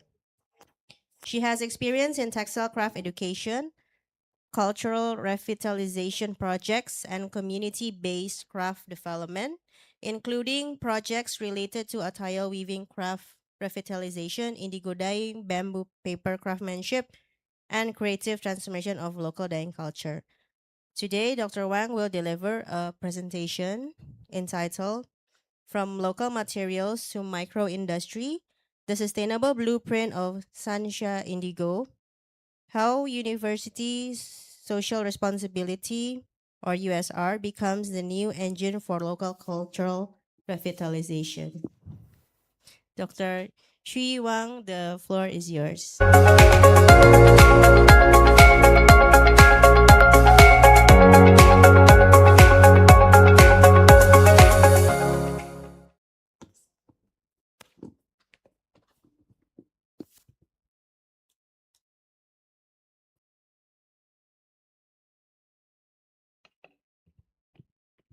Okay. Good afternoon. My name is Su Yi Wang from Taiwan University, Fuji University. Today, I will show our research on indigo dyeing. The project explores how to university collaboration with the local community to promote sustainability development through traditional craft. To make today's presentation easy for everyone to follow, I have made a small address. The silent is English, but I will speak Chinese. Everybody have the phone. You can use the AI to translation. For the audience, the presentation will be delivered in Chinese Mandarin. So if you have translation with your phone, you may use it. Okay, thank you. From my talk is from local research to micro industry sustainable blueprint for 三项 indigo dyeing。接下来我会用中文来做一个介绍。好，那首先我们先看一下，其实这个是在把三峡传统的这个蓝染产业，透过大学USR 这样的计划融入课程里面，让本来是地方上的一个传统产业，让它变成跟大学做一个连结，而且最主要的是从在地素材到微型产业的一个形成。那当然这样的例子在台湾有很多地方都有这样的一个串联，但是我是以我自己的家乡三峡蓝染当做这样的一个永续发展的蓝图规划。好，那这样的课程在辅仁大学，应该是说蓝染的课程在辅仁大学织品服装学系并不是由我开始，是我的老师庄世琪老师开始的。但是把蓝染跟大学结合，我的课程把传统蓝染艺融入大学课程里面，是在这2年内，我们特别在18周的课程里面把它规划进来。但是辅仁大学织品服装学系跟三峡的一个链接，其实在2002年的时候就开始了，而不是这几年才开始。好，那三峡目前正在进行三峡蓝染节，第1届的三峡蓝染节就是辅仁大学，而且是我们何院长当时的时候当召集人，串联这样的一个在地连结。好，那我们先来看一下三峡的一个地理位置。那三峡是位在台湾的 New Taipei City， 在新北市这个地方，在北部。那么辅仁大学在哪里呢？在这边。三峡跟辅仁大学都属于新北市的一个行政区域。那么因为同样在这样的一个行政区域里面，所以在学校在辅仁大学执行 USR 这样的大学社会责任计划的时候，就首先思考到怎么样跟大学周边的一个 community 跟这样的一个包含传统的工艺产业这些做一个连接。OK， 好，那我先来介绍一下这个三峡蓝染，因为今天到的这边之后呢，很多人也提到这件事情。那为什么会做这件事？因为我以前是小学老师，我在小学教书的时候，在我们的课程里面常会提到家乡的产业。那我家乡的产业有什么呢？当然有这个茶叶，也有早期的一个水果柑橘，当然很重要的一个是蓝染。但是在我们小的时候完全不知道有这个东西，是我教学之后才发现，原来在我自己的住家的附近三峡老街就有这么棒的一个传统产业，但事实上它在1920年代、1930年代几乎就已经都消失了。好，那为什么会做这件事情呢？是因为我在当老师的时候做了这条街的一个田野调查，发现这条街上有10几20家的染布店，在这个老房子的3墙立面上，这个匾额上都有很多关于染坊的字样。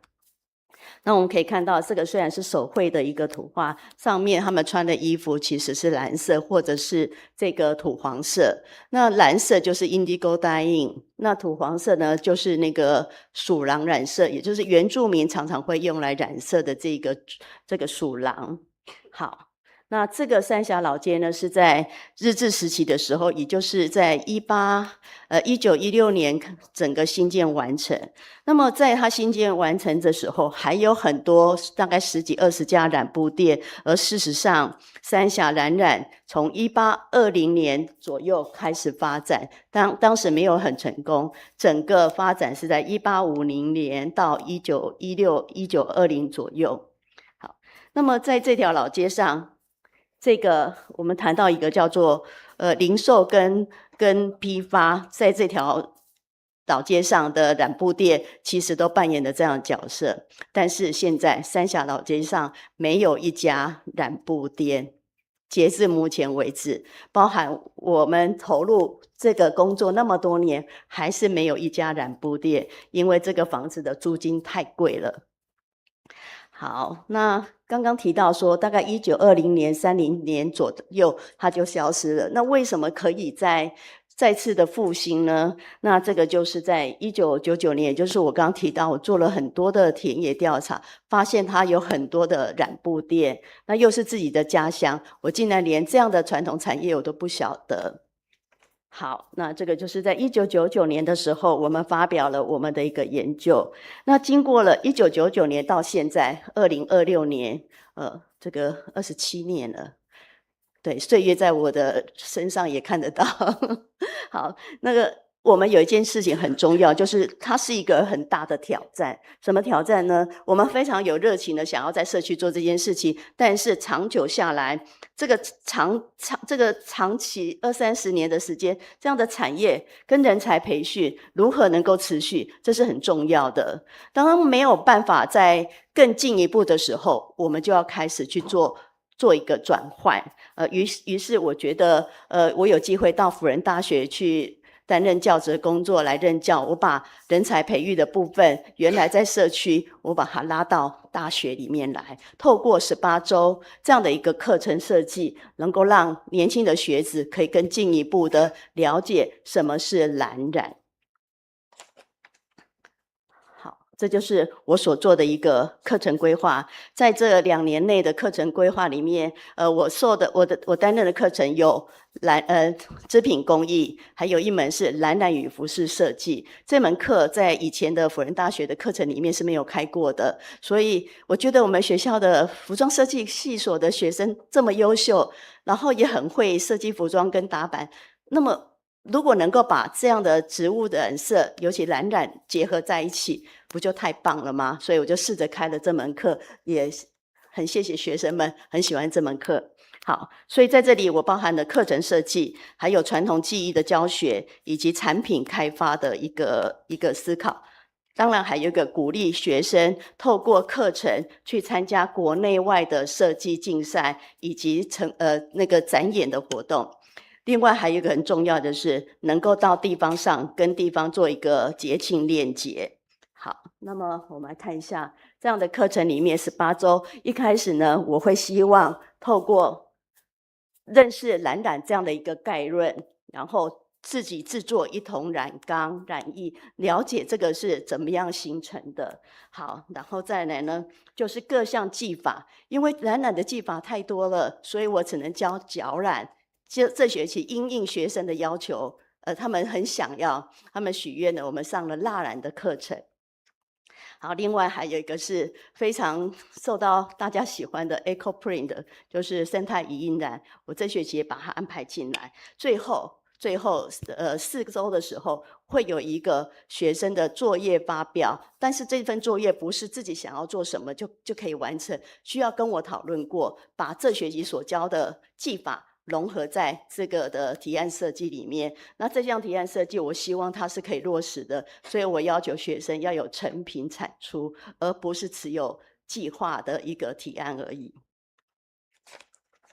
好，那这个就是我们用 Indigo 的这个蓝染的马兰植物萃取的原料，加上糖跟米酒去发酵的天然染液。好，那这个是学生在染色的课程里面一定要染一件自己的衣服，这件衣服不可以去买新的，一定要拿你旧的衣服来染。就是 recycle 的是一个概念，可能学生觉得这件衣服我几乎是要把它丢掉了，染了之后就是一件新的衣服。好，那么技法有很多，以往我们教的指导的会是以脚染的技法为主，包含这个平针缝，或者是平针缝，或者是很多最近很流行的由日本传过来的一些技法，像是蜘蛛脚或者是片叶染色等等。那学生在这个过程中也很 enjoy， 但是还有一个很有趣，就是学生也想玩 particular， 想要玩蜡染。所以在以往台湾蓝染的技法里面其实不太有蜡染，但是我也把它加进来了，因为我对蜡染也很有兴趣。那我们用的是那个水彩笔，但是因为我自己也有很多这强挺的一个收藏，所以我也把它拿出来让学生来玩。很高兴这次有这个机会来到印尼，我们可以过几天可以有一个蜡染工作坊。好，最后就是这个影印染。那个Eco Print 的部分，那这个是不管是学生、老师跟社区们都非常喜欢玩这样的一个技法，很直接的一个透过植物的色素影印而形成的一个布料。好，那这是我们影印染的部分补充说明，因为时间的关系，我就不讲的那么细。那当然，这个也是很大的挑战，不同的植物产生的色素又更不一样了。我们是不是要用怎么样的美染剂？绑的时间、蒸煮的时间又是一项挑战。好， OK，那这个是我们学生的期末作业，也就是说他的设计稿，譬如说左边这边这位同学他的设计稿画出来是这样的服装画，那运用什么样的一个技法能够做成这样的成品？因为这是辐射组的学生，我就请他不要再重新设计新的，把以前的样衣拿来做一个设计制作。好，让另外右边的这同学是更加的很多的想法，但是想法归想法，当做出来之后才发现，哇，我的布料好像少了2寸左右，就是会接不起来，他想要的蓬的那个皱褶感就没有。好，然后另外是好，刚刚讲的是课程最后的一个发表。那在这个过程中，我也鼓励同学参加在地的一个连结，就像现在在进行的三峡染染节。那在我们的染色过程中，会有很多的边角料留下来。那这样的边角料如何能够再运用，也就是我在课程里面的一个思考。所以在去年跟今年，我们都透过把这个边角料的再利用、环保再利用，还包含学生的这个捐印课程所剩下来的这些捐网，我们都拿来做一个组合，而有这2年都连续参加三峡染染节的一个展出。好，就像这样子，做了很多可爱的一个小布偶。好，因为今年染染节的主题是染染梦幻乐园，所以会跟这个比较相关一点。好，那特别介绍一下右边的这套衣服，是我们的学生里面他的期末作业就用影印染做了一系列6件衣服做一个展出。那我也让他在今年的染染节选一套他最喜欢的衣服做一个呈现。好，那这个是我们今年染染节的那个历史文物馆有一个特展区，就展我们学生的一个创作。每一位学生都有4位学生参加，每一位都有一个橱窗的一个展示。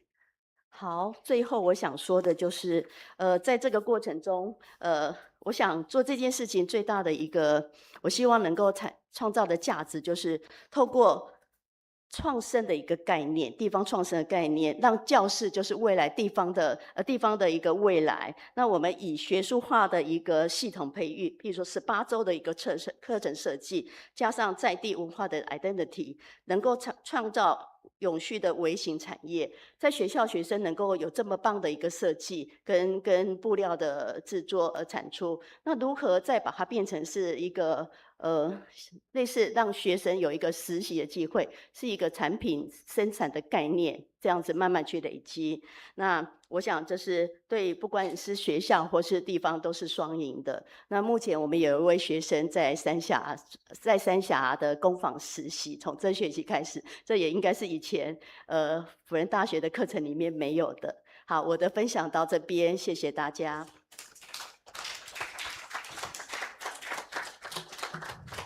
Thank you, Dr. Wang, for your presentation. You may remain seated in front.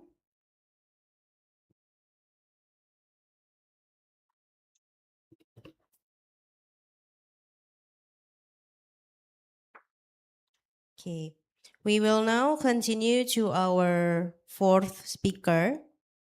Our 4th speaker is Dr. Wong Lilan, Assistant Professor at the Department of Textiles and Clothing, Fuyer Catholic University. Dr. Wong holds a PhD in anthropology from National Tsinghua University and an MA in ethnology from National Chengchi University. Her teaching and research are closely related to textile, culture, material culture, Southeast Asian costumes, and cultural performance. She has led several research projects on Southeast Asian textile cultures, national costumes, cultural translation, and the cultural practice of Southeast Asian new immigrants in Taiwan. Today, Dr. Wong will deliver a presentation entitled Performing Identity Through Batik and Dress Towards a Collaborative Future for Taiwan and Indonesia Cultural Heritage. Please welcome Dr. Wong Lilan. The time is yours.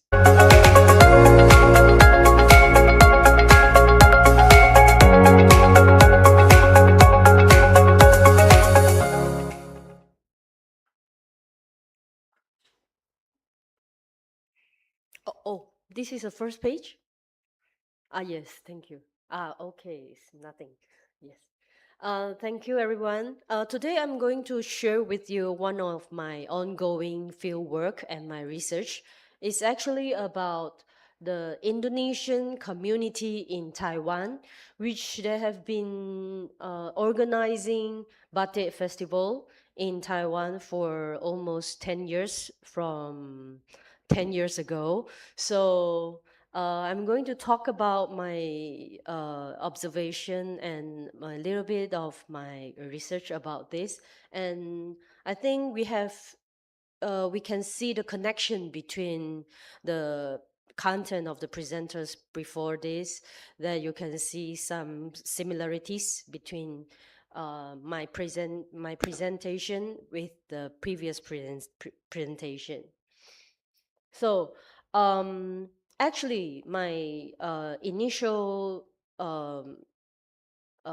objective is to explore how Southeast Asian new immigrants in Taiwan, how they practice and represent and transform their traditional clothing in their everyday life in Taiwan, and also in public spaces in Taiwan, because most of them were immigrant in Taiwan as a marriage spouse, and also most of them and more of them is actually migrant workers in Taiwan, especially Indonesian migrant workers is the most highest amount among all the migrant workers in Taiwan. So among all the Southeast Asian festival or the cultural activities, Indonesian cultural activities is actually quite vibrant and quite public seeing, because many of them have known the Indonesian cultural event held in Taiwan. So this is my objective, because I've seen them organizing cultural events for more than 10 years. And I was wondering who is organizing all these activities, and who are they, and why they do these activities, and what is their objectives. Is it for inner group, or is for promoting Indonesian culture to the Taiwan society? So I start with my observation of field works in many places and many events, including, I'm sure you know that when we have the Idul Fitri, they also have activities, and they also organize festival like the Hari Kartini. They also have events in April. Of course, they have a festival, Batik Festival at October. So this is some cultural event they have been holding in Taiwan for more than 10 years.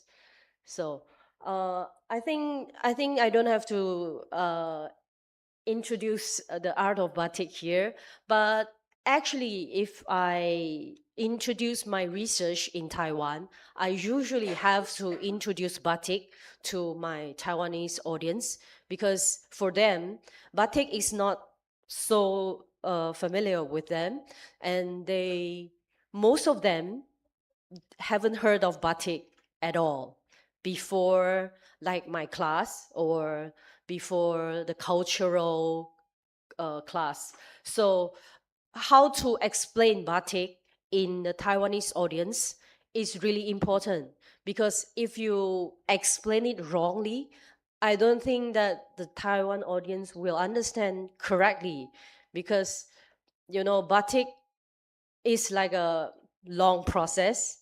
And if you ask you, how would you introduce batik to foreigners? Do you have any answer of that? So actually, for me, I think how to explain your own culture to other communities, especially foreign people, is really a work to study.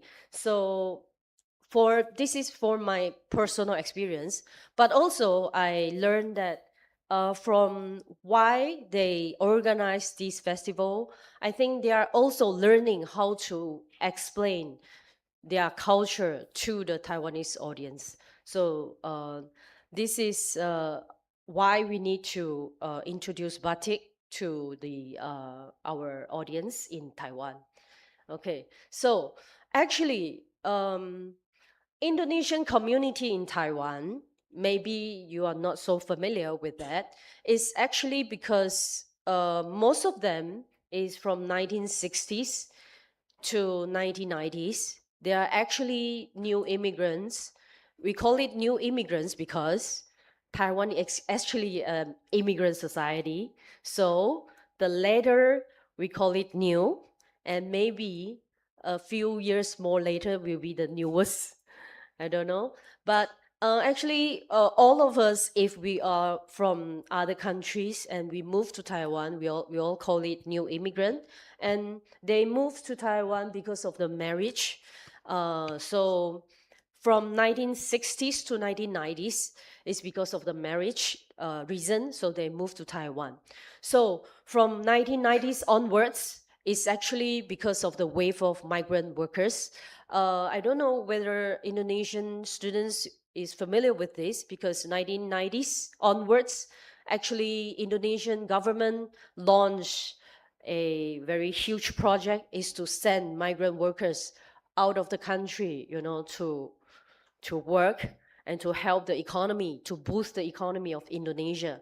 So actually, it's not the individual who wants to go out to work. It's actually because of the policy of the Indonesian the government. So at that time, Taiwan government also start their import of the immigrant workers. So then starts the relationship between Taiwan and Indonesia. Then from 2000 onwards, we have also many Indonesian students.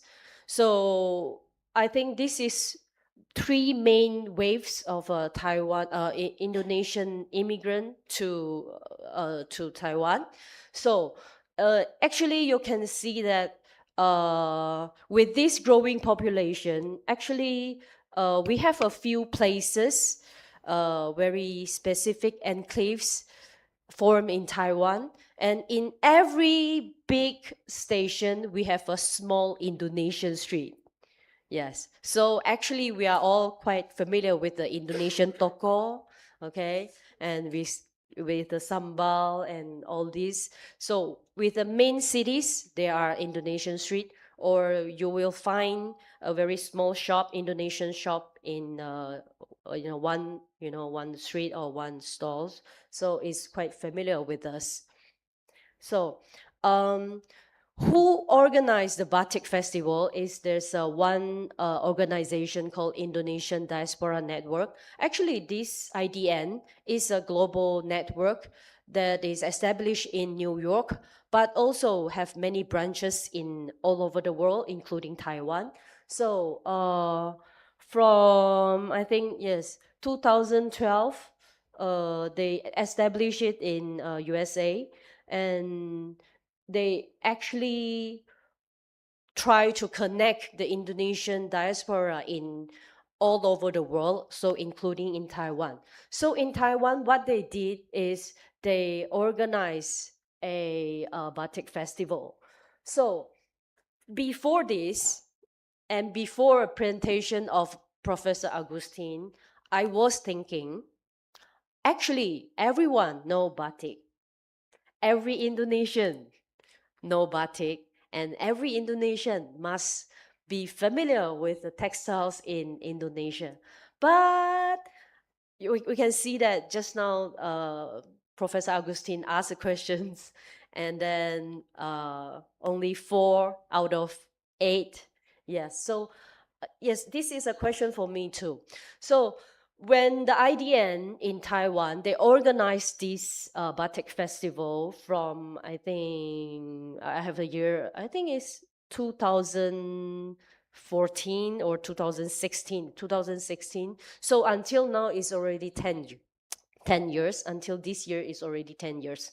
So they are cooperating with the museum in Taiwan, a very major museum in Taiwan, which is National Taiwan Museum. So they held these activities in like 4th of 4th of October or 5th of October, which is near to the Hari Batik. So they have 2 days.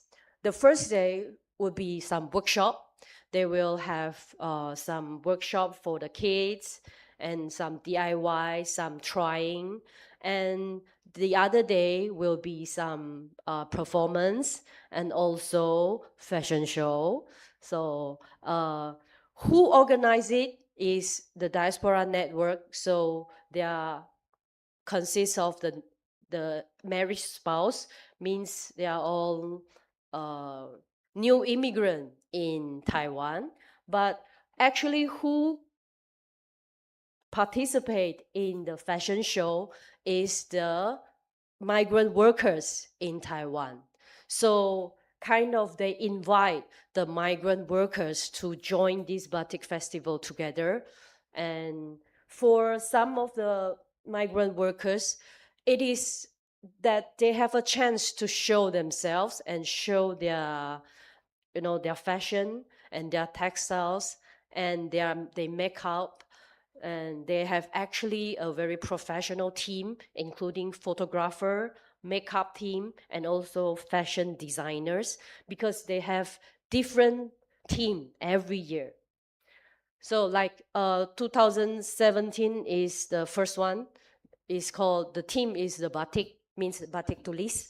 Tulis is write, means you use your hand to write down to Create the motive. Yes, create a motive. And the second year is batik dan tenun, and the third one is batik dan jumputan, and batik dan ikat, batik dan lurik, batik dan ecoprint. So just now that Professor Wang also said that they have ecoprint, and batik dan songket, sorry for the K, batik dan sasirangan, and batik dan kebaya. So every year they actually have different team connected with the batik. Actually, you can see that the sub team is textiles or the other techniques of the fabric, but they actually try to tell a story that we are not just, maybe not just Jawa, but we are all Indonesians. So we would like to include different teams of Taiwan, Indonesian. So anyone who can guess this year what is the topic? 2026. Anyone? Actually, this is still a secret. I cannot tell it because I've signed the contract that I cannot speak it publicly. This is But I not think, public, it's okay. yeah, I think it's Salah okay. bisa. They are going to promote batik dan Betawi. Oh. Yeah, Jakarta, because I think this is ulang tahun untuk Kota Jakarta, ya? Yes, birthday, national birthday. Yes. 50 years or like 200 years or 400 years? Something like that. Something Yeah, like that. okay, yes. So they create but you see 2000 and 2004 is Sasirangan is because you move your capital to the Kalimantan. Yes, IKN. So yeah, so at that time they use the Sasirangan. They try to connect with the social and topic. Okay, so this is one of the poster of the festival. And actually, because I have observed this festival for more than 10 years, and before the recent years, there are only English and Indonesian poster. So actually, as I am also a foreigner in Taiwan, so I was thinking, if you held a cultural festival, what is your purpose? Your purpose is to invite the Taiwanese to come, or you just held it for yourself? So when you just post it on English and Indonesian, and I will think, oh, this is for your own community. So I was wondering why, Then in recent years, they have the translation. I think maybe it's because of the AI or the Google Translate is good enough, so they can do this. And after they have the translation, I think it's more connected to the Taiwanese society because they can understand and they can see that, oh, this is something I can go, and they will be interested. Okay, so this is some picture of the festival. You can see that it's really glamorous. You will like it, right? And then all of this is migrant workers, and for me, it's quite interesting because when they make up the lancia, yeah, Old people. yeah, old people is beside her, is sitting on the wheelchair. Yeah, and the migrant workers is making up makeup, okay, and they are taking photos, okay, having a post, but the old people is just sitting on the wheelchair waiting for her. It's a weird environment, a weird picture, but I think it's really good picture because the migrant workers have some time for herself and to perform herself. Okay, so they have a different topic every year, so there's a chance for them to show their clothing, textiles, and the design. Okay. Yeah, so actually, because I'm just also ongoing, so actually some research finding is actually like how they preserve. Is it preserved? Is it enough? So documenting is not enough. So what do? We do a festival to make it living. We live it. We organize the festival every year so that this will become a tradition for all of us, although we are not in Indonesian, although we are in Taiwan, so we still can do this. And apart from this batik festival, actually there are still a few festival in Taiwan still ongoing. Like they have a TKI for TKI. They held their own festival called Formosa Warrior Festival, means every TKI is a warrior on their own. So they held a festival for their own.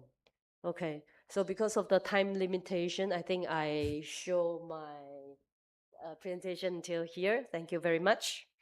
Thank you very much, Dr. Wong, for the insightful presentation. You can come back to your seat first. It's okay. Or both of you can take place in front.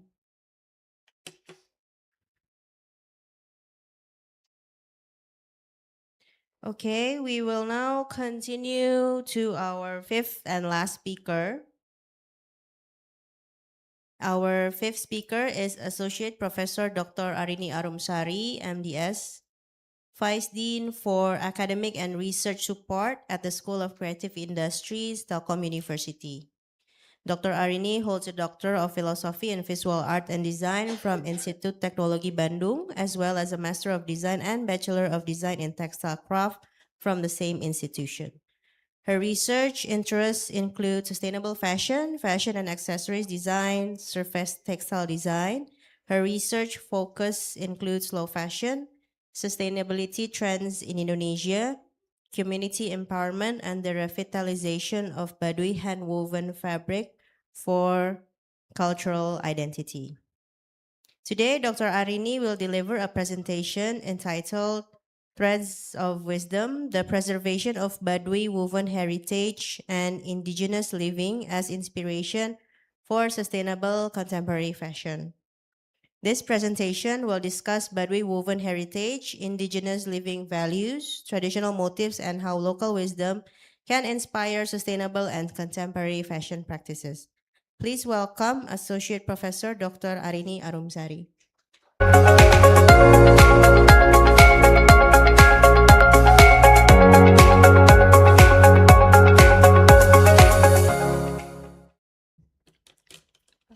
Okay. Okay. Good afternoon, everyone. Good day. Let me introduce myself first. My name is Arini, but you also can call me Arin. I'm a lecturer at the Bachelor of Textile Craft and Fashion Design here in School of Creative Industries, Telkom University. And I am truly delighted to be here at this symposium and to have the opportunity to engage and share with all of you.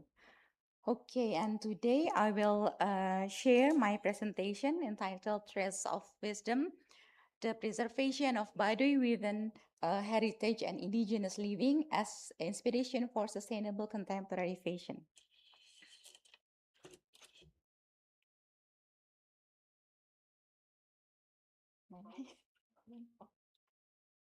Okay. Okay, before introducing my research, let me briefly provide some background. So Indonesia is home to one of the world's largest population, making fashion one of its most important in creative industries. So as shown in this chart, the fashion sector employs nearly a quarter of the creative industry's workforce.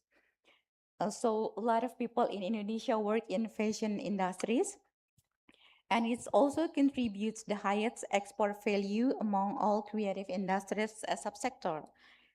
And however, like any major industry, fashion also brings environmental and social challenge. Therefore, it is essential to explore more sustainable approach while preserving cultural heritage and encouraging innovation. And so, unfortunately, the fashion industry in Indonesia still faces significant sustainability challenges, like you see on the pictures. These include increasing textile waste, inadequate waste management, and environmental pollution, particularly in rivers near production areas, and the need to improve workers' welfare and safety, and especially in small and medium-sized enterprises.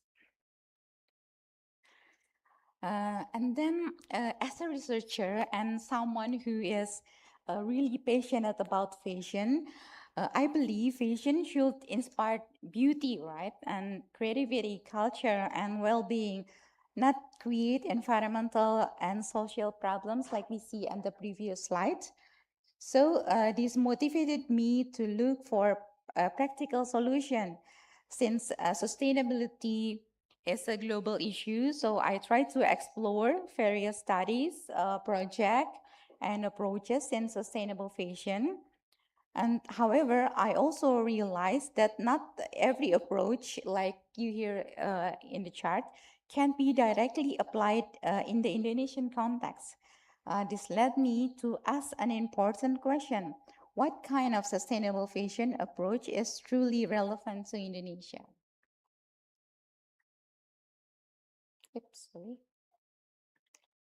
So I realized that one possible solution could be found in Indonesia's rich local wisdom. This led me to the Baduy indigenous community in Kanekes village, Banten province, located about 200 kilometers from Bandung, or approximately 6 to 7 hours by road. Okay, and this is the picture of the Baduy people. The Baduy is one of Indonesia's indigenous communities that continues to preserve its traditional way of life despite rapid modernization. The community consists of two criteria. There are the inner Baduy community and also the outer Baduy community. Both follow the same customary laws and belief, led by respected traditional leaders known as Pu'un and Jaro. And at the left, the inner Baduy live is more isolated, in more isolated settlement and strictly follow their tradition. They do not use modern technologies such as electricity, vehicle, mobile phones, or chemical products. And they travel only on foot and actually barefoot, no sandal, no shoes. Okay, and then also the outer Baduy, however, are more open to modern life. They may use mobile phone, they have social media and other modern tools, as long as this not conflict with their customary values. And these differences are also reflected in their clothing. The inner Baduy wear a white shirt, white tops with black bottoms, and white head clothes. The difference is the head clothes. And in contrast, the outer Baduy wear black tops and black trousers or sarongs. And for the woman, often wear blue and black batik clothes, like you can see in the picture, while men wear a black head clothes. So the difference from the men from inner and outer Baduy is from the head clothes. And the picture at the center is the outer Baduy wedding ceremony, the bride and the groom. Although the bride and the groom wear ceremonial accessories, their attire remains simple and it's made primarily for Baduy handwoven textile. It is reflecting the community value of modesty and respect for tradition. And this is the photo shows the outer Baduy settlements. This is where they're living. All buildings are constructed collectively using local sources, natural materials such as stones, wood, bamboo, and palm fiber. The houses are traditionally stilt house, rumah panggung, while the pathway are made of natural stone. And although there are no architect or urban planner, they have no sekolah formal school. The settlement is well organized. They're really well organized under the guidance of the customary leaders. And as I mentioned earlier, there is no electricity or motorized transportation within the village. As a result, the environment is peaceful, quiet, and free from air pollution. So at night, the village is completely dark, allowing the stars to be seen very clearly. And while vehicles are not permitted inside the settlement, the outer Baduy may use transportation when traveling outside their customary territory. So when we enter the Baduy area, we're not allowed to take a vehicle. And this is the, okay, and to keep the presentation focused, I will concentrate only on the outer Baduy community. Their settlements are located in the hilly landscape, surrounded by forests, rivers, and agricultural fields that support their daily lives. Most of their food comes from their own farm or from neighboring families. They maintain a unique traditional farming system based on their customary law. And each family owns not only a house, but also a traditional rice granary called a luit. We call it luit, which plays an important cultural and spiritual roles. And the village are connected by traditional bamboo bridge, like you can see. And water is distributed to homes and farmland through bamboo pipelines. So all using natural materials. And this photo shows some of the daily activities on the outer Baduy community. They grow and harvest crops for their daily needs.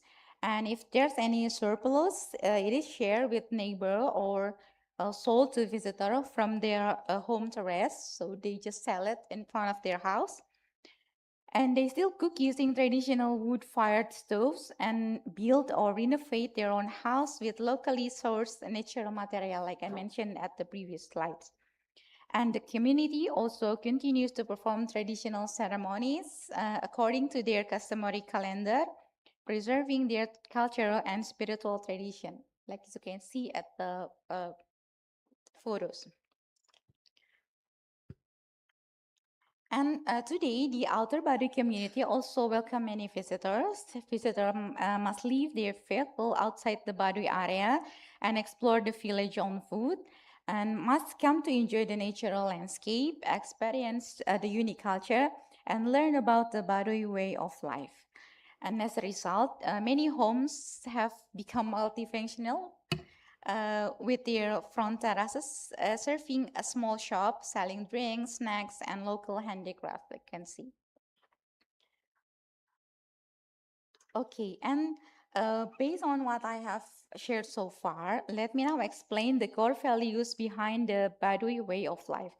So there is a philosophically and spirituality, the foundation of the Baduy way of life is pitutur. Maybe if we, according to the Prof. Ho presentation, it's same as the Gaga in the indigenous, and forget about the tribes. Yeah, same as the Gaga. So the name is pitutur.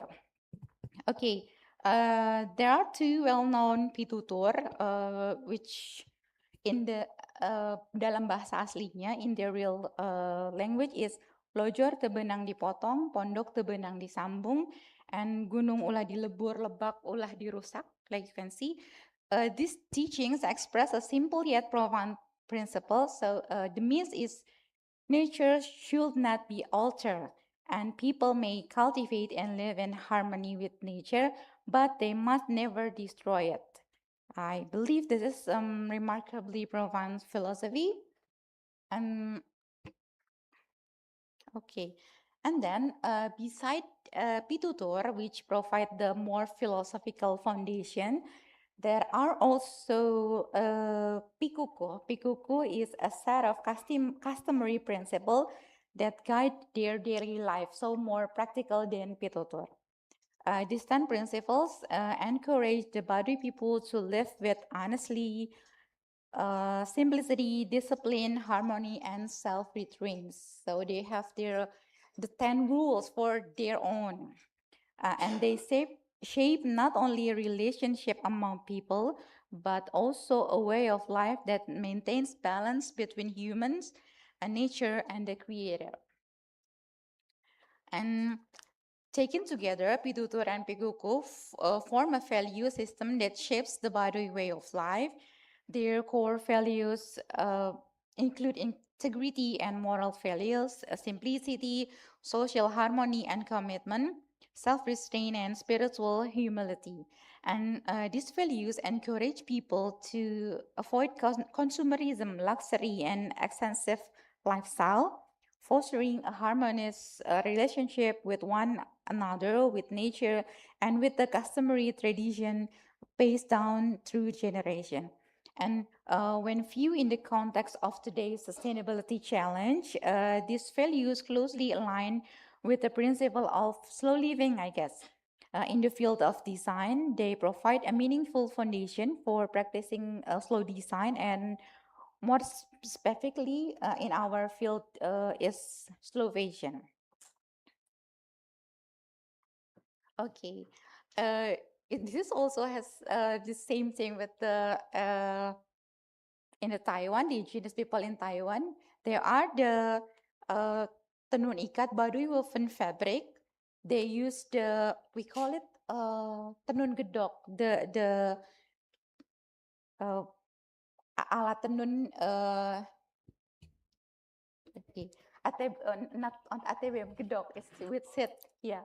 Oh, I think ATBM it's is similar to the Taiwan, the traditional same. atayal Yeah, weaving. yeah. Okay.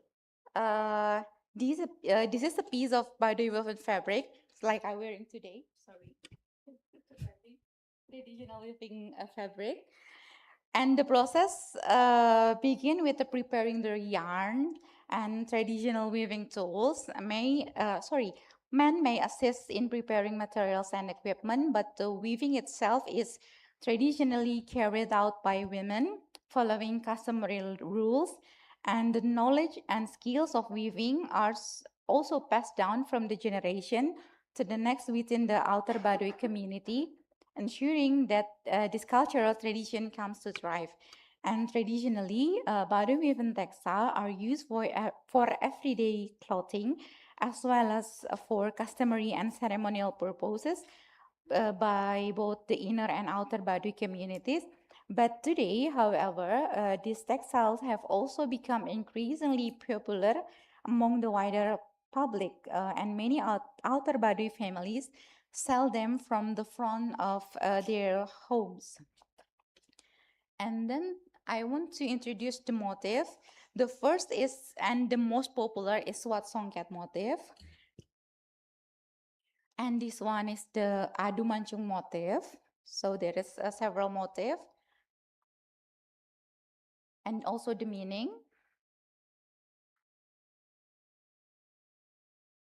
Okay, next is the Aros motif. Unlike the previous motifs, which are more vibrant and visually expressive, the Aros motif is much simpler, as it for traditional use, for customary and ceremonial purposes. And the fourth is the poleng motif, which has the greatest variety. And finally, this is still poleng motif. And this one is the Janggawari motif. And based on my interview with the Baduy weavers, this is the most technically challenging to produce and carry deep cultural significance. Okay, due to the time constraint, I'm unable to explain each motif in details, but however, Baduy woven textile shown us that meaningful products can be created by building upon meaningful values that benefit not only for people, but also for the environment. And when these philosophical values are translated into product design, they can serve as guiding principle across various aspects of the design process, including like visual expression, material selection, craftsmanship, color philosophy, functional design, product philosophy, and sustainable value. And I believe this principle have the potential to inspire more sustainable and circular practices in the textile and fashion industry, particularly in Indonesia. And finally, I would like to share one example of how Baduy woven textile have inspired contemporary fashion. This is a fashion brand called Lekat, which has successfully transformed Baduy woven textile into modern fashion product while respecting their cultural identity. And alternatively, because Baduy woven textile are traditionally available in various forms, like for a sarong, for shawl, for head clothes, and they can also be worn directly by simply wrapping or tying them around the body, just like I'm wearing today as a skirt. I'm just wrapping around my body. And with that, I have come to the end of my presentation on this Baduy woven textile. So my hope is that what I've shared today not only spark your interest, but also inspires deeper collaboration, building a sustainable future for design and fashion.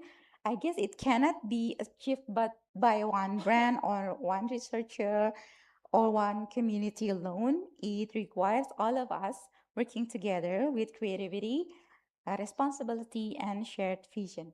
I guess that's all. Thank you so much for your attention.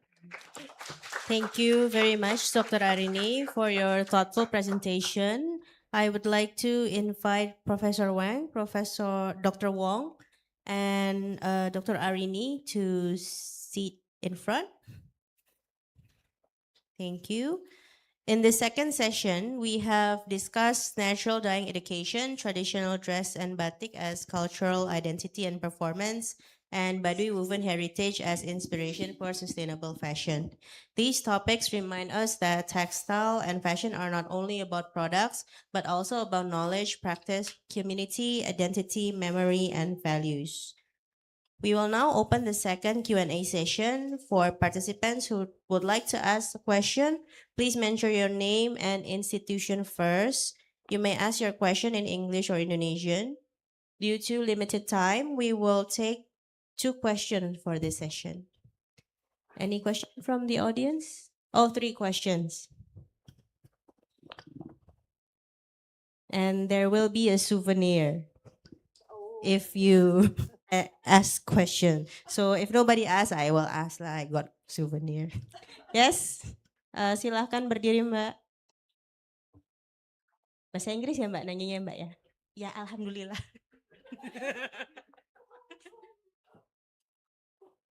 Hello, my name is Prita. I'm from Magister Design.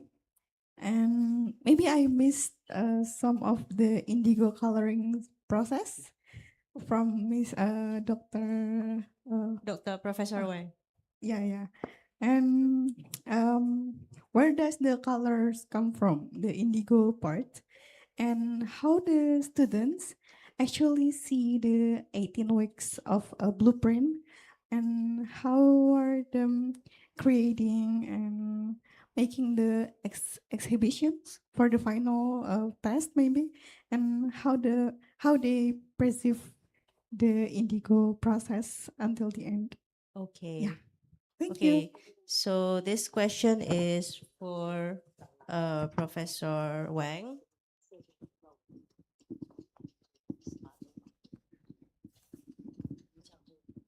You can Okay. answer directly. OK，Dr. Wang will translate. Thank you.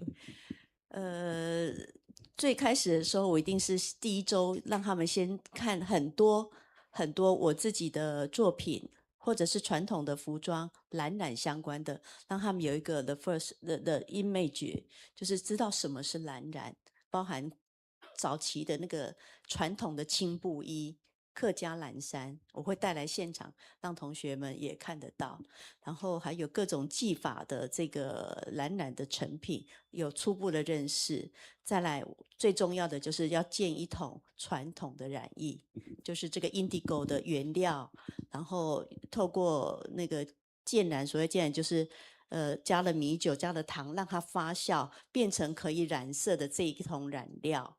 那让同学看到这样的过程，怎么样照顾，然后旁边还有一桶发臭的、很臭的，但是这个染出来还是很好的染液，我们一样留着。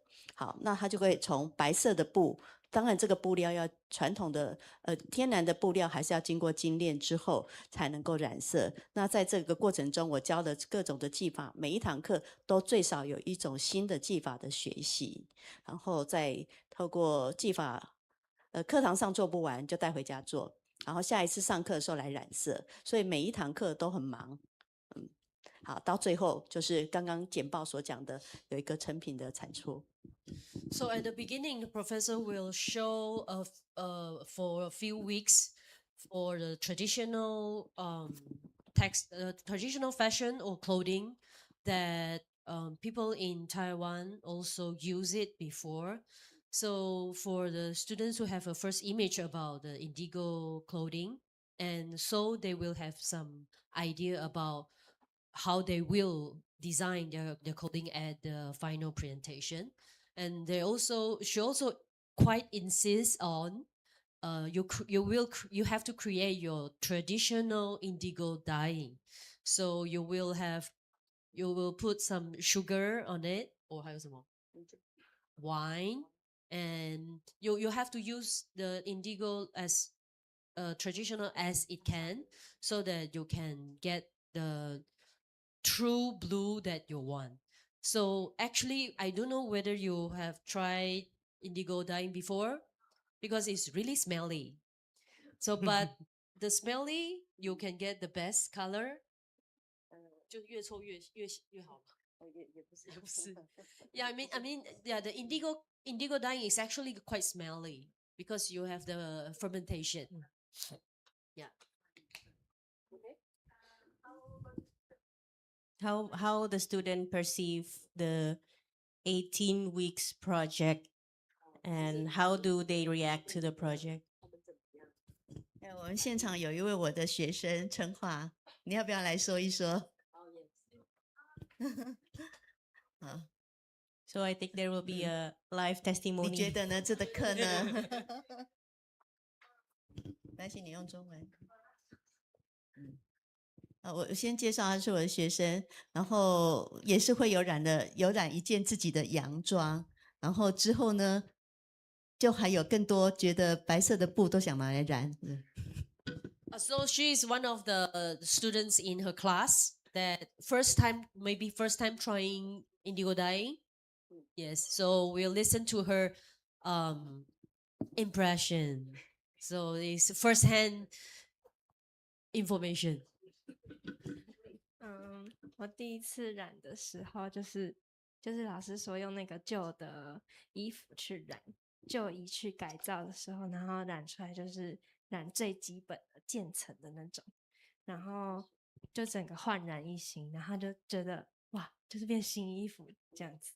然后后来老师又教很多，每一堂课都有一种技法，然后我最喜欢的是那个蜡染，因为就是它会。因为它有很多层次的去展现它，然后就会把那个图案变成比较活灵活现这样子。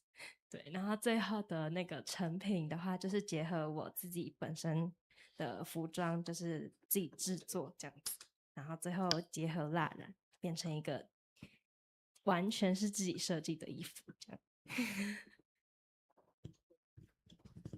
So it is her first time to try the indigo dyeing, and because professor just said that they asked them to take your old clothes, old white clothes, to make a dyeing, so that recycling, all the ideas. And she has a old white clothes and then make it into a new one. She feels so so interesting. And later on, also her first time to try on the batik. So she thinks that the batik is the most interesting part that she enjoyed. Yeah. So what is your final homework? Oh, 晕染. Okay. So at the final project I think it's something like jumputan. So means to tie it. Tie it, Yeah, yeah, small okay. tie dye. So actually you have no batik. You know how to do the batik. Okay, good. Thank you very Okay, much. Thank you very much. Yes. So did it answer your question? So the main difference is in Indonesia we use red. We call it gula merah. The red sugar is a traditional sugar. We don't use wine. For wine we drink. We don't. I didn't say that. Okay. Don't use wine. Okay. Haram. So is it haram for using the wine, or You can use it, but you can't drink it. I mean, you can drink it, but you can't get drunk. You're asking me. If you ask her, it's a different answer. We did not just say. So actually you can use the wine? Yes, we Okay, can okay. use wine, but it's not really popular here. It's hard to get. Oh, it's because hard to get. Yes. Maybe not in the Java area, but maybe in Bali, because in Bali they have a similar liquid, we call it arak, and it's also fermented. I've never heard it before, but maybe there is a possibility that they use that as well. Okay, so very interesting question ya Mbak ya. Terima kasih untuk souvenirnya, silahkan diklaim nanti. Okay, the second question, yes, silahkan berdiri.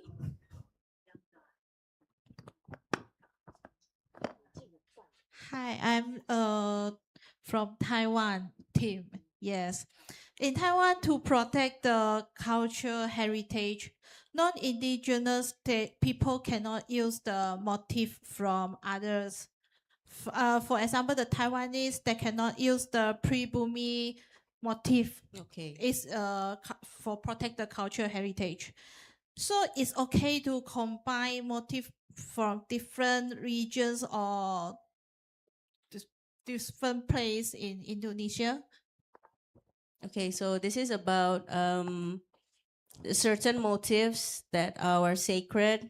Can it be combined with other contemporary motif? Is it? Okay, so for foreigners. So I think this question is probably can be answered by Dr. Arini. Oke, minta tolong di-translate ya. Sorry, I will try to answer also. Okay, about the traditional motifs. So yes, in Indonesia there is a lot of traditional motif from Sumatra, Jawa, or uh, in every region is has different several motifs. Like I mentioned at the Baduy, Tenun Baduy is has the several motif, and begitu juga kain-kain lainnya, daerah lainnya also ada fabric. So biasanya, sorry I answer it in Indonesia and Willa will translate it. Okay, Willa. Oke, biasanya setiap daerah di Indonesia itu punya motif khusus dan apa namanya tidak dicampur ya, they are not mixed untuk menjaga keaslian motif yang same as Taiwan, terutama di suku yang indigenous. Apa namanya untuk menjaga itu gitu. Tetapi pada perkembangannya sekarang sudah cukup banyak sih apa namanya motif batik yang bercampur dan lain-lain, terutama batik ya. Sepertinya kalau batik itu karena motifnya apa namanya mudah gitu ya, mudah di easy to draw, easy to explore, easy to develop. So banyak sekali di combine dan lain-lain. Tetapi kalau jika menurut saya itu peran kita sebagai researcher, sebagai academic, so we have to make it on the track, I guess. Oh, seharusnya nggak boleh. Oke, apa namanya? Tapi tidak ada aturan resmi gitu ya. There's no strict rules about it, so we can mix it or we can have like I guess there is several designer that makes the batik and they show it on New York Fashion Week or something. There is there is a particular practice now. I guess that's all for me. Hope that answer your questions. Okay, I will help elaborate Dr. Arini's question. So this is the question that people usually ask, especially foreigners, if as someone outside, non-Indonesian, can a designer actually use our motifs, such as maybe a sacred parang motif and from the Central Java, or maybe is it possible for them to mix the motif? Because I noticed that you are a motif designer, right? Okay, so to answer this question, based on what Bu Arini told us just now, it's actually a common practice for designers to adapt local motifs outside their region or maybe outside their country and try to develop it based on their perception about the motif. However, this is maybe an addition that I try to elaborate. We should, the designer itself should do a research about the motif itself and the meanings. So when he or she tries to design or create a new motif that comes from our original motif, at least they will not try to do something that should not be done.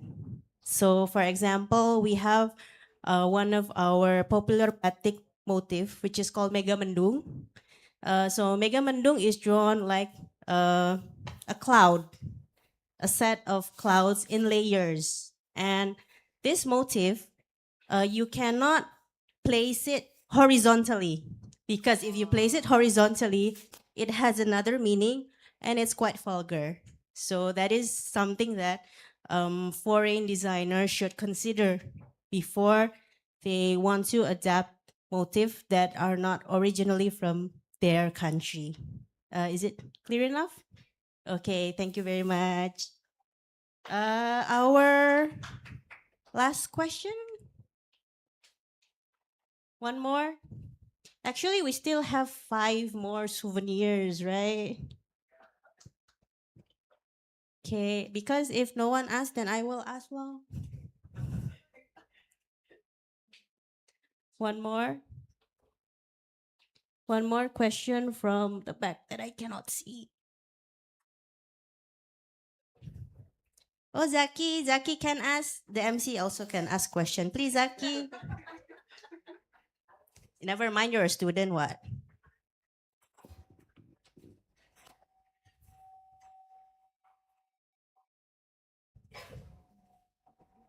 Mike.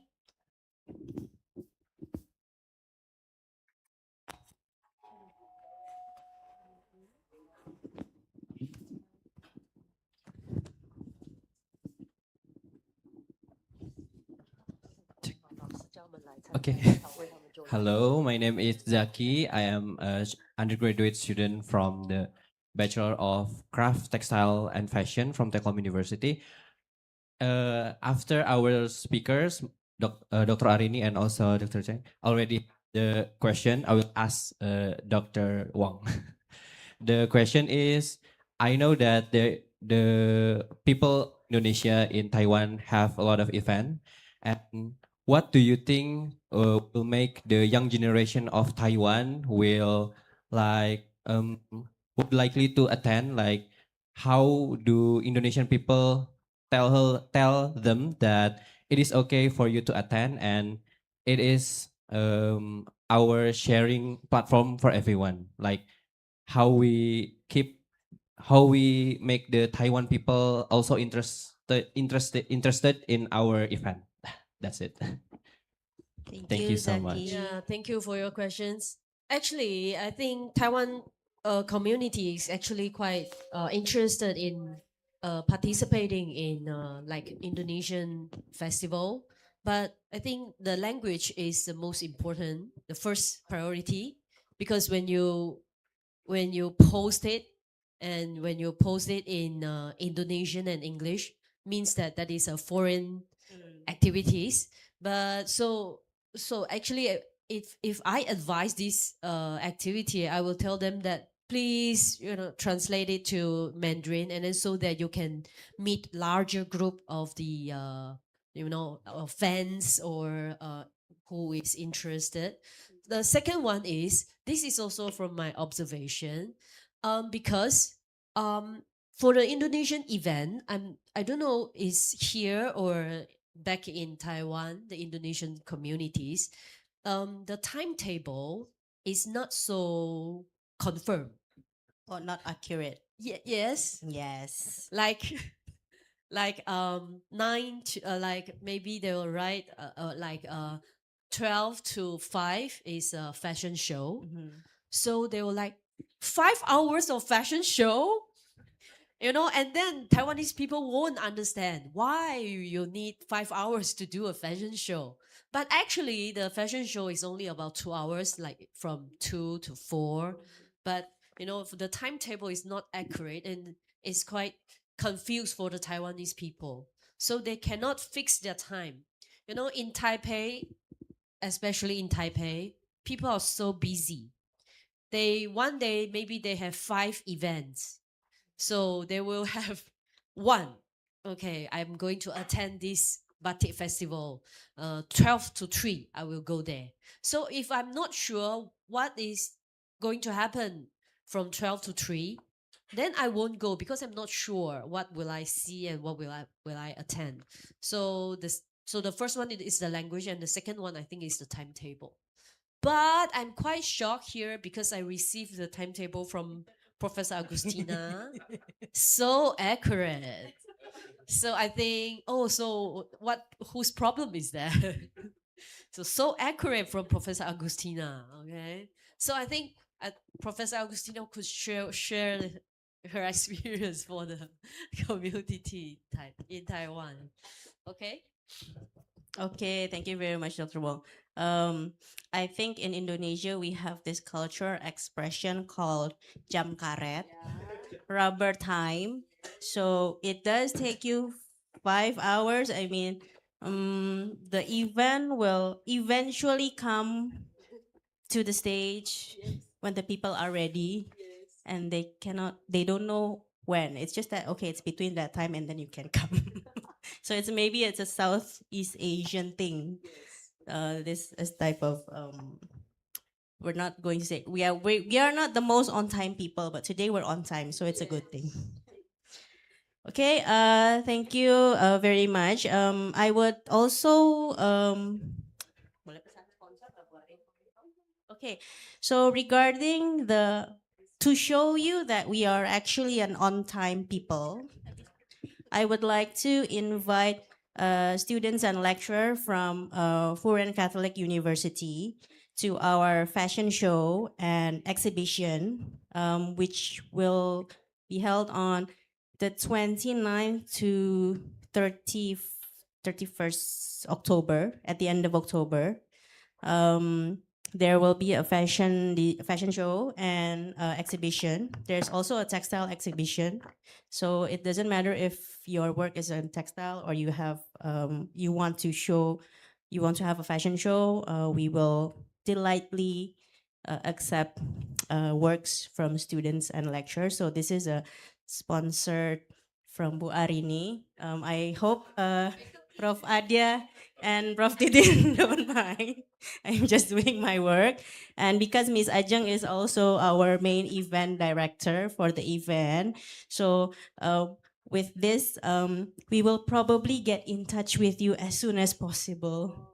And I will make sure to send you the accurate timetable, and I will grind that woman behind you to make it as accurate as possible. And you will have 3 language, okay? One in Bahasa, one in Mandarin, and also, can we do it in Taiwanese? No, maybe the fourth one is in English. We will have 4 language for you and the students. I think that is all for our Q&A session today. And last but not least, I would like to thank all the speakers for today and all the students and all the colleagues from other universities who have attended this presentation, this mini symposium. But before we close the symposium, I would like to have a closing remark. Allow me to briefly highlight several points from today's discussion.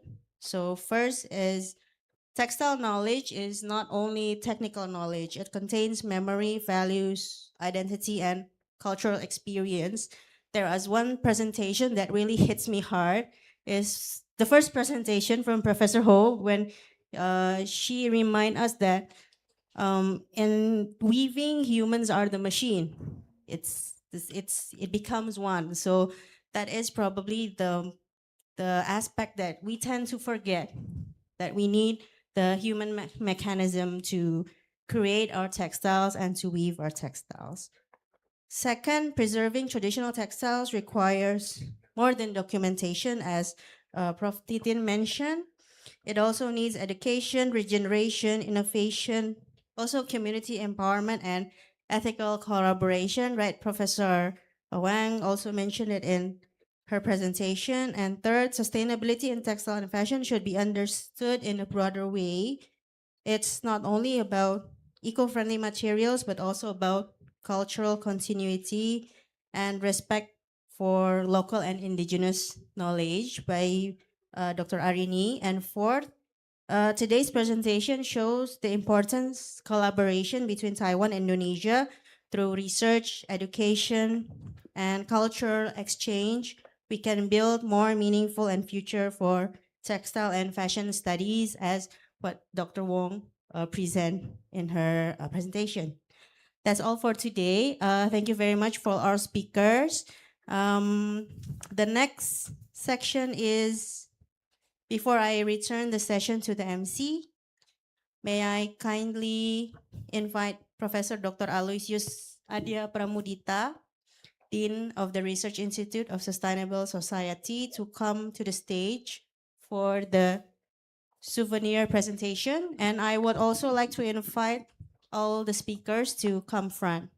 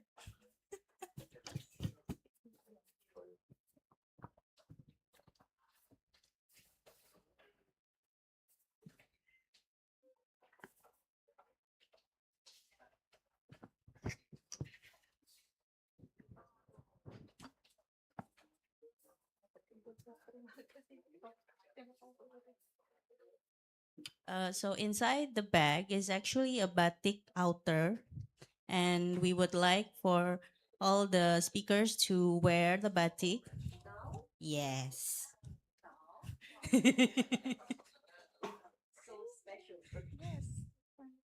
Kayaknya perlu dibantu. Miss Ajeng can help. Satu lagi ada di sini.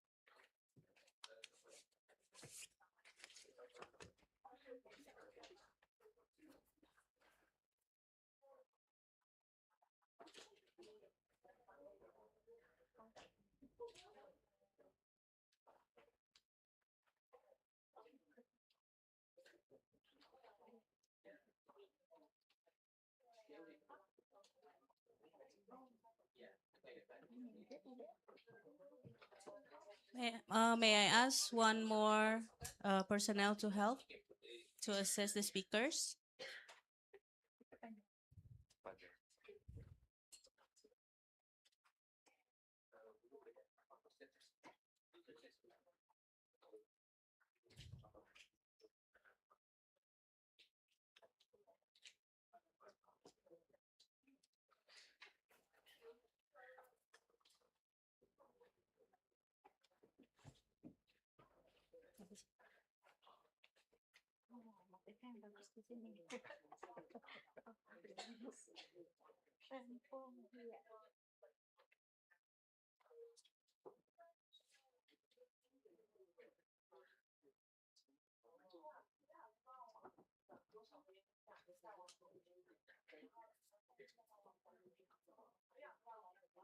Okay, camera.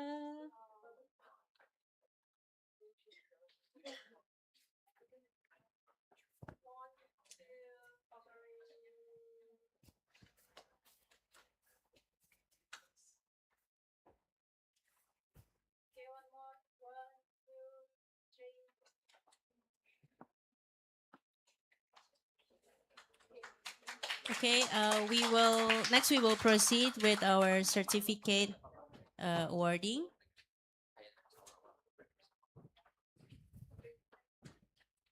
And our photo session for the certificate awarding.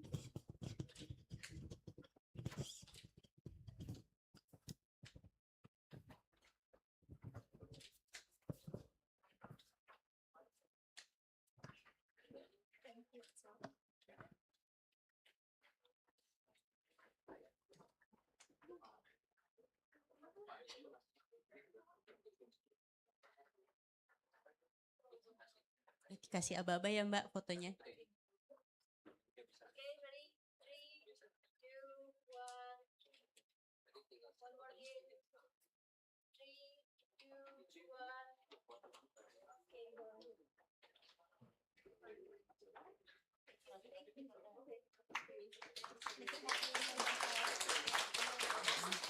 Dua.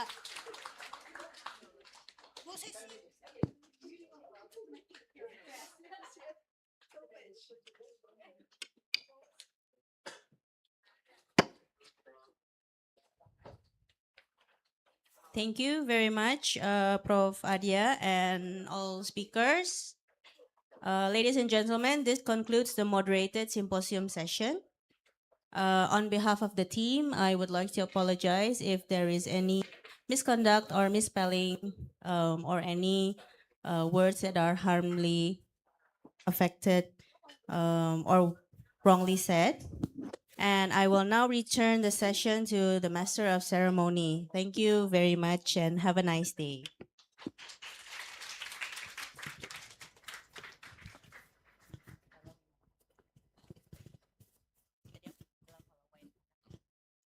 Thank you very much, Ms. Faradila, for so wonderfully guiding us today's session.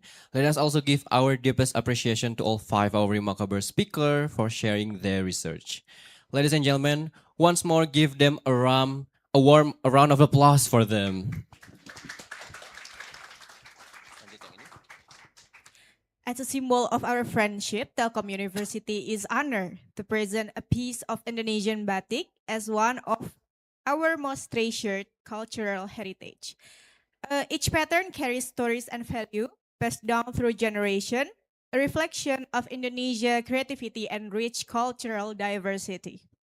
May this batik serve as a meaningful reminder of today's visit and mark the beginning of an even stronger collaboration between our two universities. Now let us capture these memorable moments. For documentation team, please take your position and we will take a photo once more with all of us. Okay. Yeah. For documentation team, please come Please forward. come here. Sister Nafisa. Okay, everyone get ready because we will take our final picture in here. The audience on the left and on the right, you guys can split it into the middle. Yang ada di kanan, yang ada di kiri boleh bergabung ke tengah, merapat ke tengah.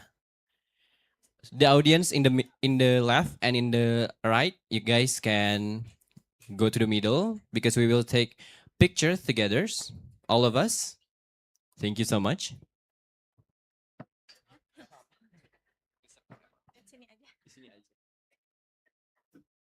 Okay, guys.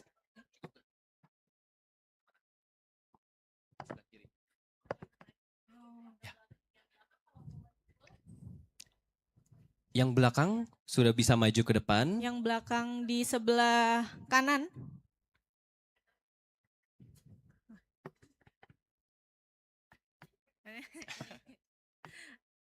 The right wings could join The middle section, please. to the center. And anyone from the back, you guys can come forward. Anyone please stand up. Please stand up because we will take a picture.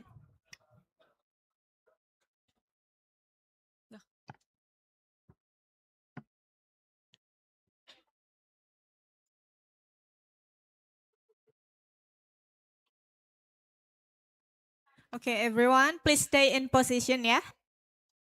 And we will count in 3, 2, 1. Cheese. Again. 1, 2, 3. With more smile, more happy poses, more pose, fun, more freedom yes. 1, 2, 3. Okay. Okay, thank you very much. Everyone might sit back to your seat. You may now return to your seat. On behalf of Telkom University, thank you so much for your enthusiasm today.